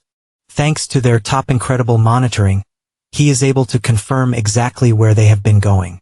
And that leads to one very concerning realization, that aside from him and the Kongri Guild, someone else out there also knows these recipes. A hooded figure who is in the dark corners of the black market is surprised that the 7 major guilds are making such a fuss over a single potion. The other guy assures him that humans are just ignorant. After all, he already tested the potion right under their noses, and they did not even notice. Just as they are discussing their evil schemes, some people show up, looking for a young assassin who came to buy potions, but has not been seen since. Naturally, the hooded figure, who seems to be their leader, assumes they are here to stir up trouble. So he decides to flex his monster form, and in seconds he grabs both the guy and the girl and chokes the life out of them. The guy who had brought them in gives an apology to the leader, but he just wants the guy to clean up the mess. The bodies are dragged away and tossed into some creepy ritual circle, right alongside a bunch of other unlucky souls. They are basically just lying there while the leader and his group wait for the next group of warriors to wake up to put their big plan into action. The leader then leaves and sneaks into someone's brain and is all set to continue his so-called genius plan. A few days pass by and Duan calls our hero with some disappointing news about a bunch of high-level potions had been sold on the black market, and the sellers have disappeared. Duan thinks they probably went into hiding after catching wind of the investigation. And of course, he is feeling pretty ashamed for not handling something as simple as this by himself. Just when he is drowning in self-pity, his phone rings again, and it's Lan, and she has no new leads either. The MC is surrounded by students while having lunch at the cafeteria, who seem to have decided he is their new best friend, because obviously he is easygoing and not the usual arrogant, cold-hearted powerhouse people expect. Our boy, on the other hand, is fully aware that these students are the country's elite. In the future, when he is climbing the ranks and gathering power, having them on his side could be useful. So basically, he is doing some networking. Yuchen is also among them, and she cannot resist asking how many guild invitations he has racked up. The MC, however, has no interest in joining any guild. Another student takes it that he is planning to start his own, or maybe Yue's guild is his team's official base. But our boy corrects them that it's still Yue's guild, and his team is just borrowing the name for some time. This somehow sparks another idea, and suddenly, students are eagerly asking if they can join Yue's guild too. By the time lunch is over, it feels less like a meal and more like a job fair where our hero accidentally became the hiring manager. Not that he is complaining, he only came to the training camp to scout a few promising candidates, and things have gone way better than he expected. With Chung out of the picture, Yue now fully controls her guild, which means he gets to use it as his personal backup squad. Cheng's disappearance is just tragic to him because first, his father got caught conspiring with some shady figures, and then investigators found an evil magic formation at his and his followers' homes. Now there is a warrant out for them, and Yue has already kicked them out of the guild, which saves him the trouble of dealing with that whole disaster. Then he receives an update sent by Duan from the black market. He checks the photos and reads the messages about potion-making equipment which Duan found there, and the high-level experience potions which are all packaged exactly like the ones from Kangaroo Guild. So Duan suspects that the potions are being leaked from there, but that is not the most unsettling part. Duan also found strange circular markings on the ground, which are the nests of parasitic demons. These little creatures latch onto other life forms, take over their thoughts, and control their actions. And once they hatch, one cannot even tell who is infected, meaning that some of them have already infiltrated human society. Meanwhile, at Kangaroo Guild, Xiao and Fangzhou have been waiting forever for any update on the investigation. Just then, Old Huang, the very man whose brain was hijacked by the leader of the parasitic demons, walks in, and he suddenly erupts into a mess of tentacles. Old Huang is basically a puppet now, and is completely under the control of the leader of the parasitic demons. And lucky for this evil parasite, Zhou just happens to be there too, right alongside Xiao, and he is already imagining the power boost he will get from sacrificing them both. Meanwhile, in the black market, Duan updates Lan with some news about parasitic demons, about how individually they are not very threatening, but once they start multiplying, they gain this fantastic ability called Swarm, which basically turns them into an unstoppable nightmare. The more of them there are, the stronger they get. And of course, the one nurturing them benefits the most. Up until now, these abominations have been lying low, using high-level potions as bait to lure in unsuspecting human hosts. According to the so-called mysterious hero, the only way to detect them once they reach a certain power level is through specific instruments or spells.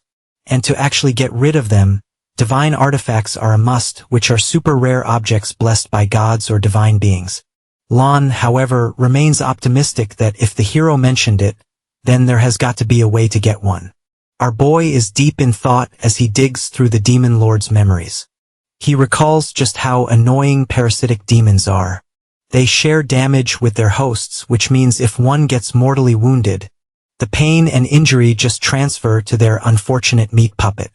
This is where divine artifacts come in handy, as they can suppress this ability and forcibly separate the demon from its host. But the MC cannot think of a single artifact in existence that fits the description. Right then, Duan calls and reports about a massive surge of dark power that has erupted at Kongri Guild exactly as our hero predicted. On top of that, all communication with the people inside, including Shu, is completely cut off. To make things even more suspicious, a bunch of adventurers with obviously sketchy behavior are now loitering around the guild. Our boy instructs Duan to keep everyone away. Then he heads straight to the guild to deal with things himself. At the rooftop, the parasite leader, who is still making use of Old Huang's body, has Shu, Zhou, and an entire squad of controlled clan members neatly assembled. The MC arrives and, as expected, anyone foolish enough to attack him gets taken down faster than they can regret their choices.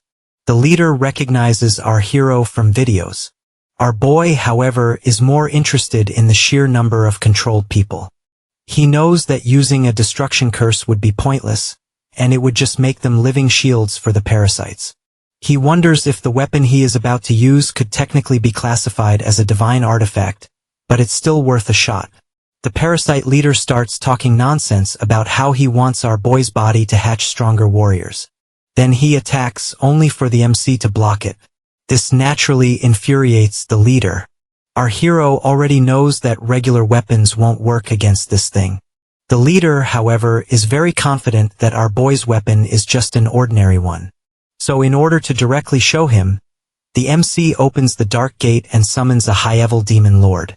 The leader is busy in his personal monologue as the gate opens while our hero just stands there, lost in his thoughts. He has already figured out that this high-level demon lord is supposed to be important like a top henchman of the evil god, and usually gets divine artifacts to handle those parasitic demons. And since the dark gate is a forbidden summoning technique, he is really hoping it does not decide to malfunction at the worst possible moment. The gate finally opens, and out comes a tiny creature. Our boy and the leader stare at it, and are both equally dumbfounded at the sight of the almighty High Demon Lord. The leader's confusion turns into outright amusement when, just moments later, the tiny thing flops to the ground. He bursts into laughter and mocks the MC for summoning a pet by mistake. But before he can finish his laughter, reality smacks him in the face because in the next second, he and his entire army collapse.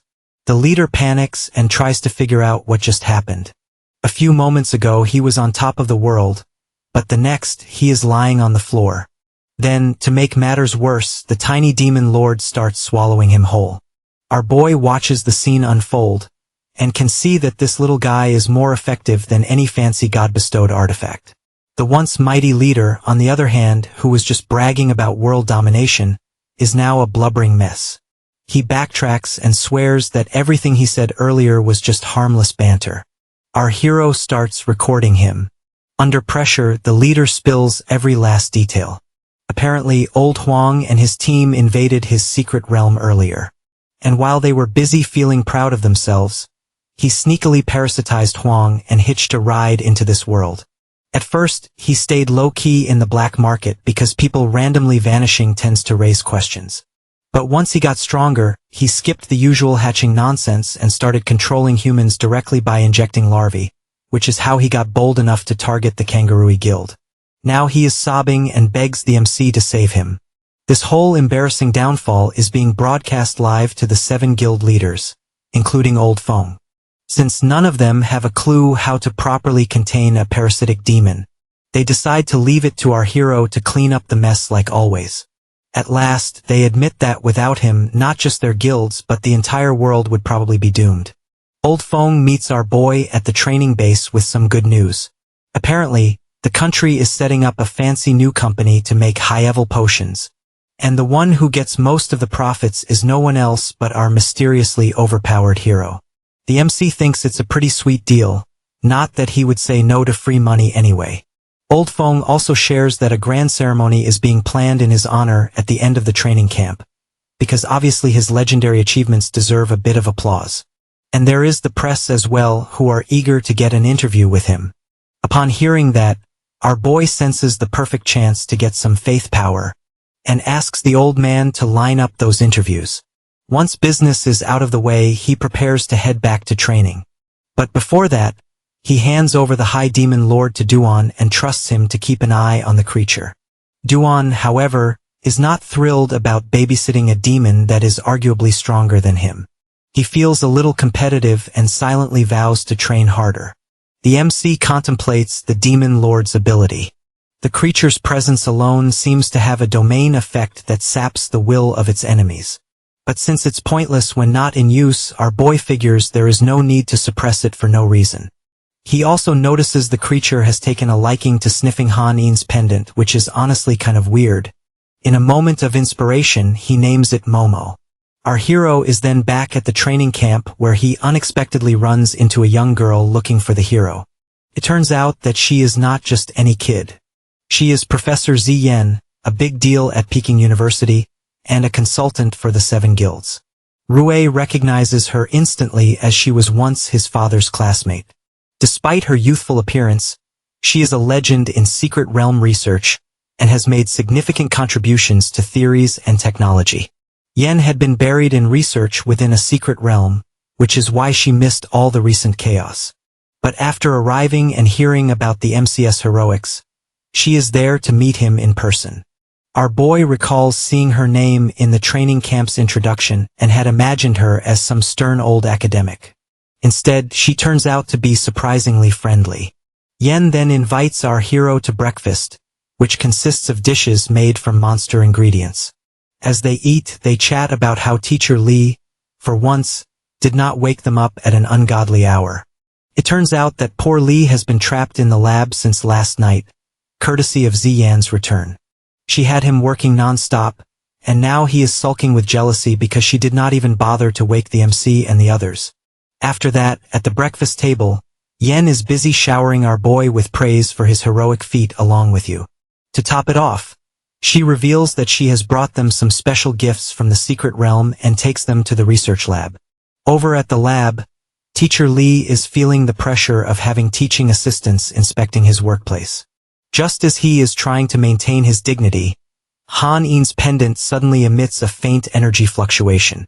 Yen takes out Boy to look at some stones. At first glance, the stones she is so hyped about just look like broken junk lying around. But the longer our hero stares, the stronger the gut feeling hits that these are not just random rocks. They might be pieces of some ancient wall or shattered statue and leftovers from a civilization lost to time. Yen is already thinking along the same lines. Normally, secret realms are just monster playgrounds or weird mini-worlds. But this place is giving off serious Forgotten Kingdom vibes. Some fragments like these had popped up before in the Valley of Defeat. But that place was a death trap, packed with monsters just waiting to tear you apart.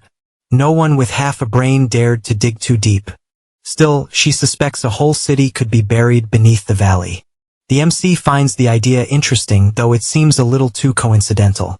Like the universe is trying to drop hints just for him. He takes a closer look at a broken crystal, and his Han Yin pendant starts absorbing the faint energy fluctuations from it. That is enough confirmation for him to check out this secret realm personally. When they arrive at the very place, Yen introduces him to her research team.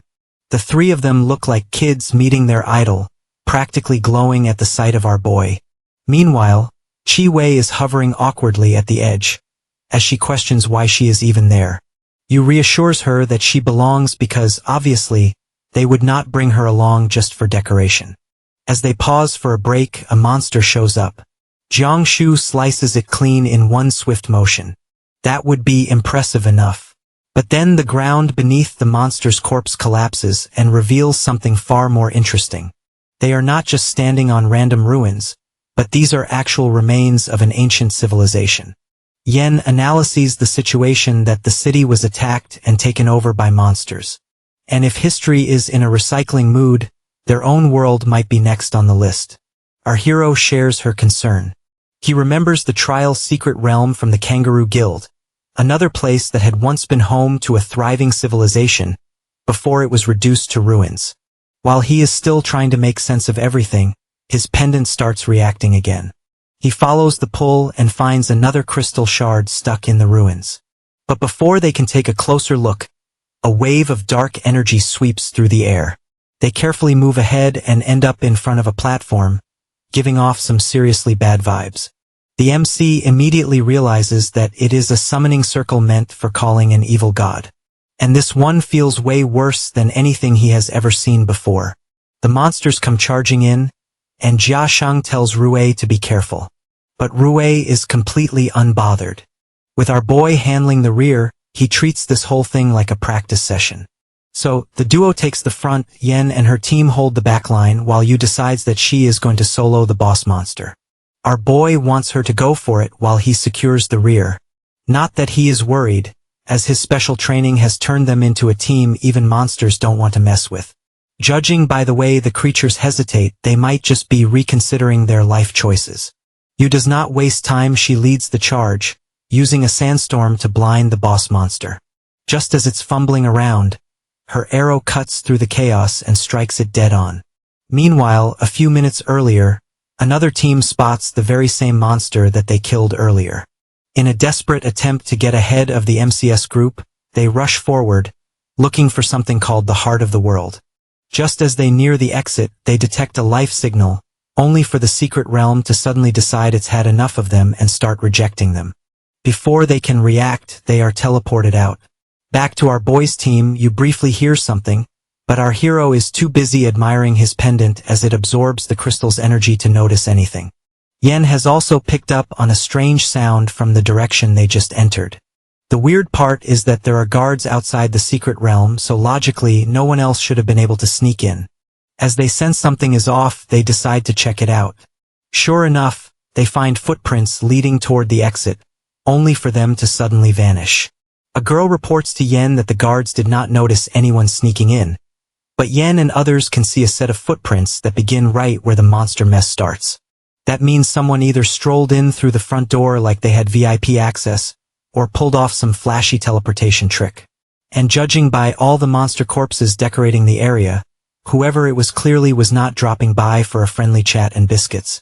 Ingzhen and Old Feng also show up, take one look, and immediately agree that only some powerhouse could have pulled this off. But the weirdest part is that the intruders did not even bother looting properly. It looks like they speedrun the whole thing, grabbed only the best stuff and left the rest behind. That kind of strategy is not just for the strong. It requires a level of coordination that most teams can only dream of. Wang Bo is convinced that aside from our boy and his team, no one else could pull off something like this. Then Yen drops a theory about the possibility of the intruders not even being from their world. It sounds a bit wild at first, but after stumbling across random relics from other realms just chilling in there, it's not exactly a stretch anymore. If other worlds really are out there, some could be like theirs, or maybe 10 steps ahead with shiny tech and bigger problems. Now, the MC is not too shocked, as he has got the Demon Lord's memories rattling around in his brain, so he already knows about the whole multiple worlds thing. But the idea that people can just waltz in from other realms whenever they feel like it is a new headache. If these visitors come in peace, awesome. If not, well, that means they just unlocked a brand new set of interdimensional enemies. And of course, no one knows what these guys want or if they will ever come back. Ingsen and Old Feng, on the other hand, have their own little agenda. They want Yu's guild to step up and replace Kongrui Guild as one of the 7 great guilds. With Kongrui and Fengjus guilds still in pieces after the parasitic demon disaster, and Zhou running off without naming a successor, that is a golden opportunity. Yu, however, is not on board. She reminds them very politely that she is just a high school student running a small guild, not some legendary leader. But Ingsen assures her that the senior guild members will help her out. Yu turns to our hero for advice, and he wants her to do whatever she sees fit. But somehow that is enough for Yu, and she agrees to give it a shot. Jixing and Ting process this sudden change of their fates. For our hero, however, this is a massive win. You joining the 7 great guilds pushes his grand faith power scheme forward, and he could not be happier. But just as he is enjoying his moment, he suddenly hears a voice. A quick glance around confirms that no one else reacts. Turns out it's Han In's voice then. He notices that the pendant has stopped absorbing energy from the crystal. No idea why, but at least the crystal still looks the same. Just as he starts questioning, he hears Han In again. When he asks what is going on, In explains that the crystal just restored itself. And not just any crystal, that thing is the heart of the world. Han In describes the heart of the world like it's the planet's personal life support system, in case everything goes to hell. It was made by the universe's own rules to keep things from falling apart. If the world ever faces a crisis, the heart jumps in like a cosmic repairman. But if it gets destroyed, that is an over-situation for the planet. And those universal laws packed inside it are actually where divine power comes from. Back in the good old days, gods even used it to bring their most loyal fans or followers back from the dead. There is more cool stuff to it, but unfortunately Han In's memory chooses that exact moment to crash and burn. No matter how hard he tries, the rest of the info just is not loading. The MC wants Han In to focus on getting better, but Han In is stuck in self-loathing mode. The missing part of his memory is bothering the MC too, and he thinks it might be a side effect of the way he was brought back to life. Meanwhile, Xie team finishes their investigation and finds absolutely nothing but just a bunch of abandoned buildings. Jun suggests they close the secret realm before it attracts some unwanted visitors, and Wang Bo feels the same way. Old Feng looks to you for her thoughts, and she nervously nods. So they shut down the secret realm and head back. Our hero returns to the teacher's dormitory and takes a bath. When he is done, Han In is still stuck in apology mode, but then he suddenly remembers the missing part. It turns out that resurrecting someone with the heart of the world is not all sunshine, but it comes with a nasty side effect. Since the heart also contains dark power, gods who bring their followers back get hit with intense backlash, sometimes even turning into evil gods themselves. And in the end, they are forced to kill the very people they brought back. The MC, who is already an evil god, is not too worried about the whole turning evil part, but if Han In finds out, he will probably be even sadder. Then our boy remembers something. He has a skill that makes him immune to the backlash from dark power. So he asks Han In if the resurrection only affects him or if it could mess with Han In too. Han In has no clue. Our hero then, in an attempt to comfort him, just wants him to focus on living. If problems come up, they will deal with them later. But there is still something important he has to tell him. Our hero spills the truth to Han In that the gods have slapped the label of evil god on him and his spells are forbidden curses. In, however, is not buying any of it. He is convinced that our boy is the only decent one around, while the so-called righteous folks are too busy chasing their selfish dreams, letting their own people die in meaningless wars. And he swears to stand by him no matter what, even if it means throwing himself into the fire. Our boy promises to protect his people from any more disasters. Later, our hero is still trying to process this whole world-level business. It's just a fancy way of saying how much the gods care about a world. If a world manages to impress them by passing their ridiculous tests, it gets divine blessings, power, and civilization upgrades. Han In breaks the news that their world barely makes the cut. The strongest fighters here barely reach level 150, and their best weapons are stuck at orange grade. In short, they are playing in beginner mode while the gods are busy boosting other worlds to legendary status. But Ian is convinced that, with our hero in the picture, things are finally looking up. Speaking of outdated things, Ian points out that the MCS gear is basically prehistoric by divine standards. If he really wants to make an impact, he needs divine-grade weapons which are crafted and refined by dedicated followers like Ian. Our boy recalls an upgrade tag on Ian's pendant and, following his guidance, unlocks its hidden divine power. And just like that, his mental stats shoot through the roof, almost catching up to his total attributes. Ian promises to hunt down better materials to improve it even further, but for the full set upgrade, they will need to track down some more devoted followers. The next morning, our hero enters an unknown secret realm and kills monsters like it's nothing. Everyone, including Lu Ping and Xie Yan, just stands there and stares like he just broke reality. The MC, on the other hand, wants more secret realms to clear. Ping explains that their group is already way ahead of the others, and today's speedrun has left the committee in shambles. The other students are so fed up with how unfairly strong our boys' team is that they have started a petition demanding team rotations next month. And the best part is that some teachers actually tried sneaking their names into the petition just to join our heroes' overpowered squad, but unfortunately for them, they got caught. Yen is just relieved that no one is stealing our boy away from them. The MC attends the class of his favorite subject. The lecture is all about battle skills, how much damage they dish out, and how to crunch the numbers behind it. It sounds dry, but not when you live in a world where even a single percentage of extra damage could save your life.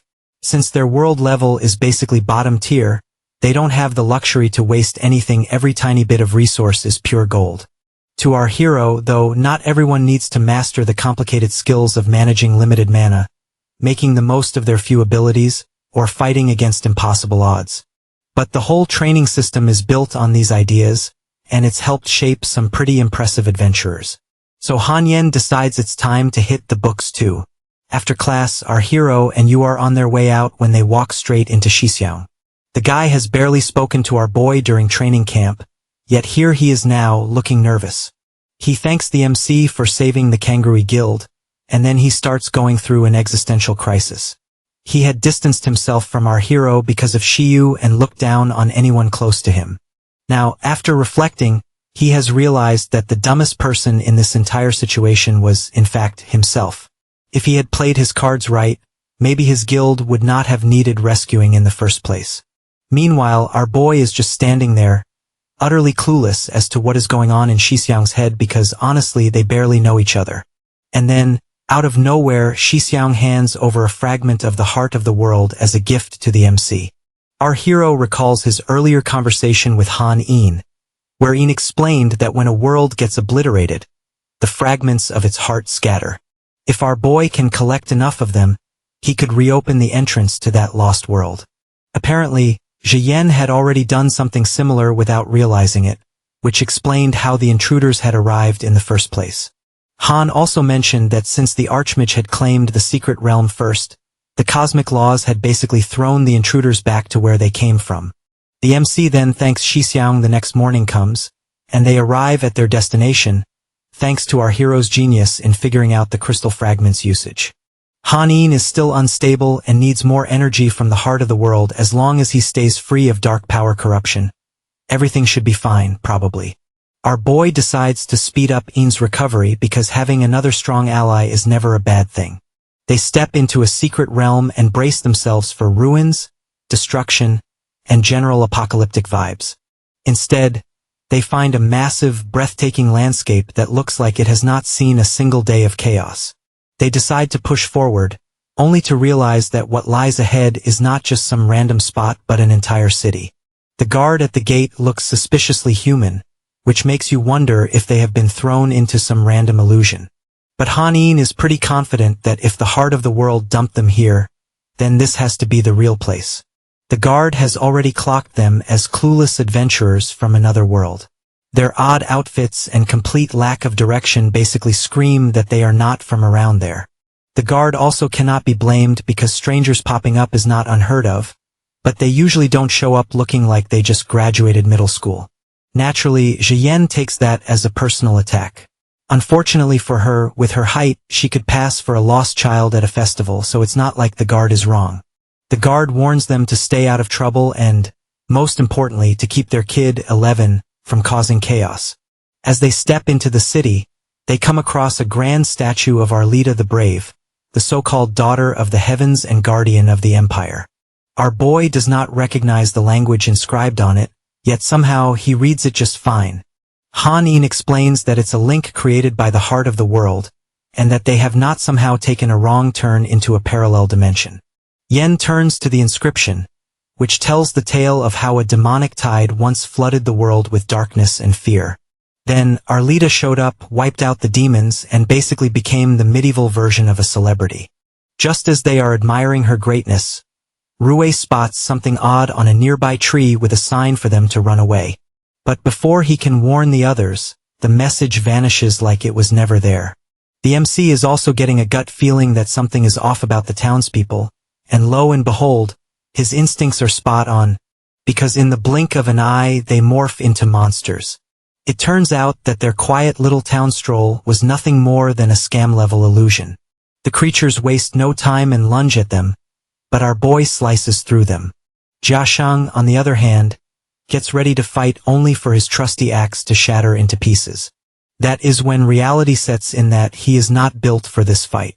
He accepts his impending doom and braces himself, only for the monsters to freeze mid-attack, held in place by Han Yin's magic. Han Yin briefs the MC about the undead adventurers, and now it's clear these guys are no ordinary troublemakers. But they are from some higher-level world, which is not quite good considering our boys' team is nowhere near ready to take them on. Seeing how things are going south fast, Han Yin offers to handle them himself, using whatever energy he has left to pop into the real world for a short time. The second he does, Jia Shang and you look like they have seen a ghost, which, given the situation, is not entirely unreasonable. But our hero assures them to take it easy, as Han Yin is not their enemy. Han Yin then lifts his staff and tosses some crystal fragments at the undead. The second they hit, the creatures freeze solid. Among them, one woman stands out, and she is eerily similar to the statue they saw earlier. She scans the scene and spots Han Yin as the strongest one there. But Han Yin corrects her that he is not the strongest, but he is still more than enough to handle this mess. This sets her off and she flies into a rage. She starts ranting about how dumb it is to believe in gods and charges straight at him. Han Yin traps her in a water spell. She realizes her speed is dropping, which only makes her more furious. But Han Yin has already figured out the real problem is her weapon. He hits her with an ice attack that crashes into her chest. And then, just for good measure, he follows up with a final blast. She disappears, leaving behind only her weapon. Just as Han Yin reaches for it, a strange power bursts out of the weapon. The woman is very much alive and enjoying her act like a drama queen who just pulled off the ultimate fake death. She used the Divine Doom, a weapon that conveniently absorbed Han Yin's power and brought her back to life. As long as that thing exists, so does she. Our boy checks on Han Yin, who assures him he is fine aside from not having a solid body anymore. Apparently, the weapon drained so much of his energy that he cannot even maintain a physical form. With that in mind, the MC decides it's time to take a closer look at this so-called Divine Doom. The woman grins as she expects another idiot to walk straight into her trap. But the moment our hero touches the weapon, her smile vanishes. He asks her if something's wrong. She looks at him like he just grew a second head because not only can he see her, but the weapon is not leeching a single drop of his energy. Instead, it's shaking like a cornered rat. The system informs our boy that Divine Doom is an endgame relic and gives him the option to absorb it. He decides to hold off and instead demands answers from the woman. At the same time, Yu and Yen realize that all the undead adventurers have suddenly stopped moving. The woman then starts her sob story. Their world was once peaceful except for the occasional monster attacks, which were nothing they could not handle. One day, her teammate Kalen got a system notification about a god who had taken an interest in him. Suspiciously, no one else saw it. But divine blessings don't come every day, so Kalen happily accepted and left. Arlita got emotional, but the others cheered her up because, well, life goes on. And then life did not go on. The monsters came back stronger, their country was torn apart, and people died left and right. She waited for Kalen or the gods to show up and save the day, but nothing happened. At last, she was fed up and used Divine Doom as a last resort to drive the monsters away. It worked, but with the side effect that the entire country got cursed. In a moment of desperation, she dabbled in some harmless dark power to fix things. But that backfired too, and slowly corrupted her consciousness. And that, guys, is how you accidentally turn your home into a terrifying secret realm where adventurers keep wandering in, only to be turned into undead. Just then, Kalen shows up and demands that our boy hands over the weapon to him. Our boy makes it clear that the Divine Doom belongs to him. But Kalen insists it's his weapon, one he left for refining. When words don't work, he starts threatening the MC. Hanin explains to our hero that this is the divine power of the true essence spirit lineage. Meanwhile, Arlita apologizes for any offense and asks our boy to help figure out the truth. He suggests an easy solution. She can just ask Kalen herself by borrowing a special skill that lets her take control of his mind for a while. The downside is that she will completely disappear afterwards. Arlita agrees instantly. Our hero then transfers the ability, and in no time she is back in her original body. Kalen, upon seeing her, looks like someone just slapped him with reality. She demands a straight answer, but Kalen instead questions whether Arlita is being controlled by an evil god. Arlita, who is already low on patience, decides talking will not help and lets her fists do the work. She punches him again and again until he is flat on the ground. Then she launches into an interrogation. Kalen, however, is still clinging to his excuses and insists he did not abandon them, but was just stuck in some very important trial. And by the time he realized their world was falling apart, it was just so inconvenient for him to do anything about it. And then comes the Oscar-worthy monologue about how tough life was after leaving their world. How he was once the strongest but suddenly turned into the underdog under the gods. But Arlita is not buying it. She knows he is dodging the real issue, and that his obsession with the divine doom never faded. Kalen tries to spin it differently, that he left a magical mark on the weapon and only came running because it disappeared. He swears he just wanted to get stronger, and was scared that the gods would abandon him. But his actual motives are not exactly pure. The MC shuts him up with a solid punch, and Arlita offers him the divine doom. Our hero, however, wants her to focus on more important things like giving answers about the heart of the world, and clearing up some questions for his teammates. Arlita was once so sure that Kalen being chosen by the gods was an incredible honor, but now she has realized the harsh truth that gods don't treat all worlds the same. Arlita wants to help Kalen find eternal peace, and then she disappears. Yu, however, is stuck worrying because even with the gods' blessing, Arlita's world could still crash and burn. And if that happens, what about theirs? But the MC wants her not to stress with that. They all get moving. Kalen pops back up somewhere else, but this time in his body is the true essence Holy Spirit, who is one of the 12 gods. He has recognized our boy as the all-powerful Archmage, or so he thinks. And now he is super curious, so he decides to investigate. Over at the guild leaders meeting, this is Yu's first time sitting in, and needless to say, she is nervous. Manhwa starts by giving an update on Yan's report about how the gods love to pick lucky individuals across different worlds, giving them blessings and sometimes letting them reach higher realms. But the real deal is that the gods just want more followers to worship them, to turn those chosen ones into their personal puppets. Luo Yuning is over it because if the gods are so helpful, maybe they should just stay out of the picture. Manhwa, on the other hand, feels a bit embarrassed about depending on our hero so much. Yu then takes the stage and talks about Hanyan's work. According to him, they have compared their strength to the monster's strength, and the conclusion is that their world should have been destroyed years ago. She explains how years ago, the secret realm merged with their reality, causing chaos and wiping out a lot of humanity. So the first adventurers made their entrance. Even after all this, humanity was still at a disadvantage, but here they are, still standing. Not because they were lucky, but just a miracle at this point. And Yu is feeling optimistic enough to believe that as long as they keep fighting, they might just keep surviving. The room stays silent for a moment, and Yu starts to panic and wonders if she just said the wrong thing. But then, everyone starts clapping, and just like that, their confidence is back. With the tension gone, they move on to how to deal with any gods that come their way. After all, they have learnt from the best to trust no one, not even the divine. Elsewhere, the Holy Spirit is observing around the city as he looks for the omnipotent mage, aka our boy, in case you guys did not catch that. He then somehow senses that his trial secret realm is nearby. Shixiang is at the Kongrui Guild, the very guild which had fallen apart overnight. And instead of moping about it, he decides to work harder, grow stronger, and help the guild rise from the ashes. Just as he starts mentally preparing himself for all the work ahead, a rift opens up, and the Holy Spirit steps through. Shixiang prepares to attack, but the Spirit introduces himself as the master of the trial realm, and a god. Xixiang recalls that he has seen the spirit's face in videos, and realizes that this guy has control over the trial realm.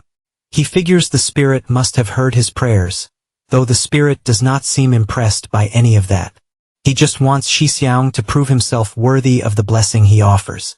Xixiang agrees to whatever he demands. The Holy Spirit, however, plays it cautiously, because he is aware that the Archmage is crafty, and not easily tricked. Since Kalen's power is much weaker than his true form, he decides to call in some backup. His first task for Xixiang is to find none other than our hero. Xixiang knows the MC, but just not on a personal level, so the spirit wants him to stalk our boy and report back with everything he learns. And he warns Xixiang that our hero is an evil god who has wiped out countless worlds. Xixiang's mind races as he recalls how the spirit might have been the one who prevented the evil god from entering the trial realm before. The Holy Spirit then reveals that he sensed an intrusion in the divine realm and tried to investigate, but something blocked his efforts. So he suspects the Archmage is behind it all. He then gets to know from Xixiang that Duan, a friend of our boy, completed the trial. So he tries to manipulate Xixiang into thinking that the honor should have been his, and offers him a chance to reclaim it, but only if Xixiang swears loyalty to him. Xixiang agrees without a second thought. The Holy Spirit then wants Xixiang to share everything with the MC, and Xixiang gets on his way to meet our hero. When our boy hears about the incarnation from Xixiang, Hanin explains that gods typically use their followers as incarnations, since their shared mind helps them survive longer. The MC, however, assumes that gods can use anyone as an incarnation. Xixiang also assures him that he is not concerned about the Holy Spirit discovering his betrayal, as he has tested him a few times insofar, and nothing has gone wrong. Though he suspects the spirit might be faking ignorance, he does not care about that. He then advises our boy to stay alert. Hanin explains that new followers like Xixiang are still building their faith and have weak connections, which makes them unreliable, but also hard to expose. The MC thanks Xixiang, and the gesture inspires Xixiang, who cannot help but admire how unfazed this guy is by the situation. Xixiang's brother's investigation still struggles to believe that our boy could be the evil god. Meanwhile, convinced of his true identity, our boy is ready for the gods to come for him. If the gods want to challenge him, he is more than prepared to face them head-on. Our hero knows that the longer Xixiang sticks around Kalen, the more things will be at a chance to go into a mess, so they need to handle Kalen ASAP. Hanin, however, is way too chill about it. He assures our boy that they actually have an advantage because, when high-level beings enter a lower realm, their power gets nerfed by the universe itself. Even deities can't cheat their way past this rule. To get stronger, they need hordes of followers praying to them, but the MC is built differently. He is a local, which means he can use his full power whenever he wants. So as long as these divine wannabes don't gain a fanbase, they are no real threat to him. The real issue is that the trial secret realm has divine protection. That attack he felt earlier did not just hit him, but it broke through time and space and smacked straight into the Holy Spirit's divine realm. As long as the Holy Spirit stays inside, they cannot do a thing, so the only solution is to drag him out. Our hero then starts cooking up a plan power-wise. He is not stressed, as he has got a stack of forbidden spells, which means he can go toe-to-toe with the spirit just fine. But there is one ability that does concern him, and that is the Holy Spirit can launch a mental attack that freezes weaker enemies in place. The weaker you are, the longer you stay stuck like an idiot. And since our boy's actual level on paper is pretty low, that could be a problem. If the Holy Spirit catches him off guard, he might not even get a chance to throw a single spell. To be safe, he needs a resistance spell, but the problem is that mental defense spells are not so common. For now, he heads back to the training base. Hanin examines Momo and shares that Momo is not just some cute, mysterious creature. It's a chaotic terror beast from the dark world, which makes it create an impenetrable chaotic field and block all destruction. Basically, it's a walking apocalypse, stronger than most realm bosses, and fully capable of wiping out entire worlds. Upon hearing that, Duan immediately goes into maximum panic mode, but Hanin assures him that it's no big deal. Momo's completely chill now, thanks to the MC. To make things even weirder, Hanin suggests Duan give Momo a bath, as it enjoys it. Hanin even tried it himself and got close to Momo that way. Duan just stares, speechless. Meanwhile, our hero tosses Duan a reward from the trial realm, which is a skill book, and Duan swears his life to protect our boy. The MC, on the other hand, is more focused on something else. That ever since the whole Arlita Secret Realm incident, everyone's attitude toward the gods has shifted. Even Duan, who does not seem the least bit concerned about the incoming True Essence Holy Spirit. And that is a relief for him, as at least now it won't be easy for the gods to frame him. With that settled, he heads to the base's secured research line to hunt for any mental resistance spells. Over at Kongri Guild, the Holy Spirit is doing some deep thinking. This world seems oddly familiar to him, but the humans here seem just pathetic and boring. But surprisingly, after a major catastrophe, these weaklings actually survived. And what is more interesting is that no god helped them, and not even the all-powerful Archmage. So he suspects that the humans must have some special trick up their sleeve. And if he has guessed correctly, the Archmage has already noticed it and plans to claim this world as his personal playground. He swears not to let that happen. Back at the trial realm, Shixiang drags himself out after clearing 14 floors, looking like he just lost a fight against life itself.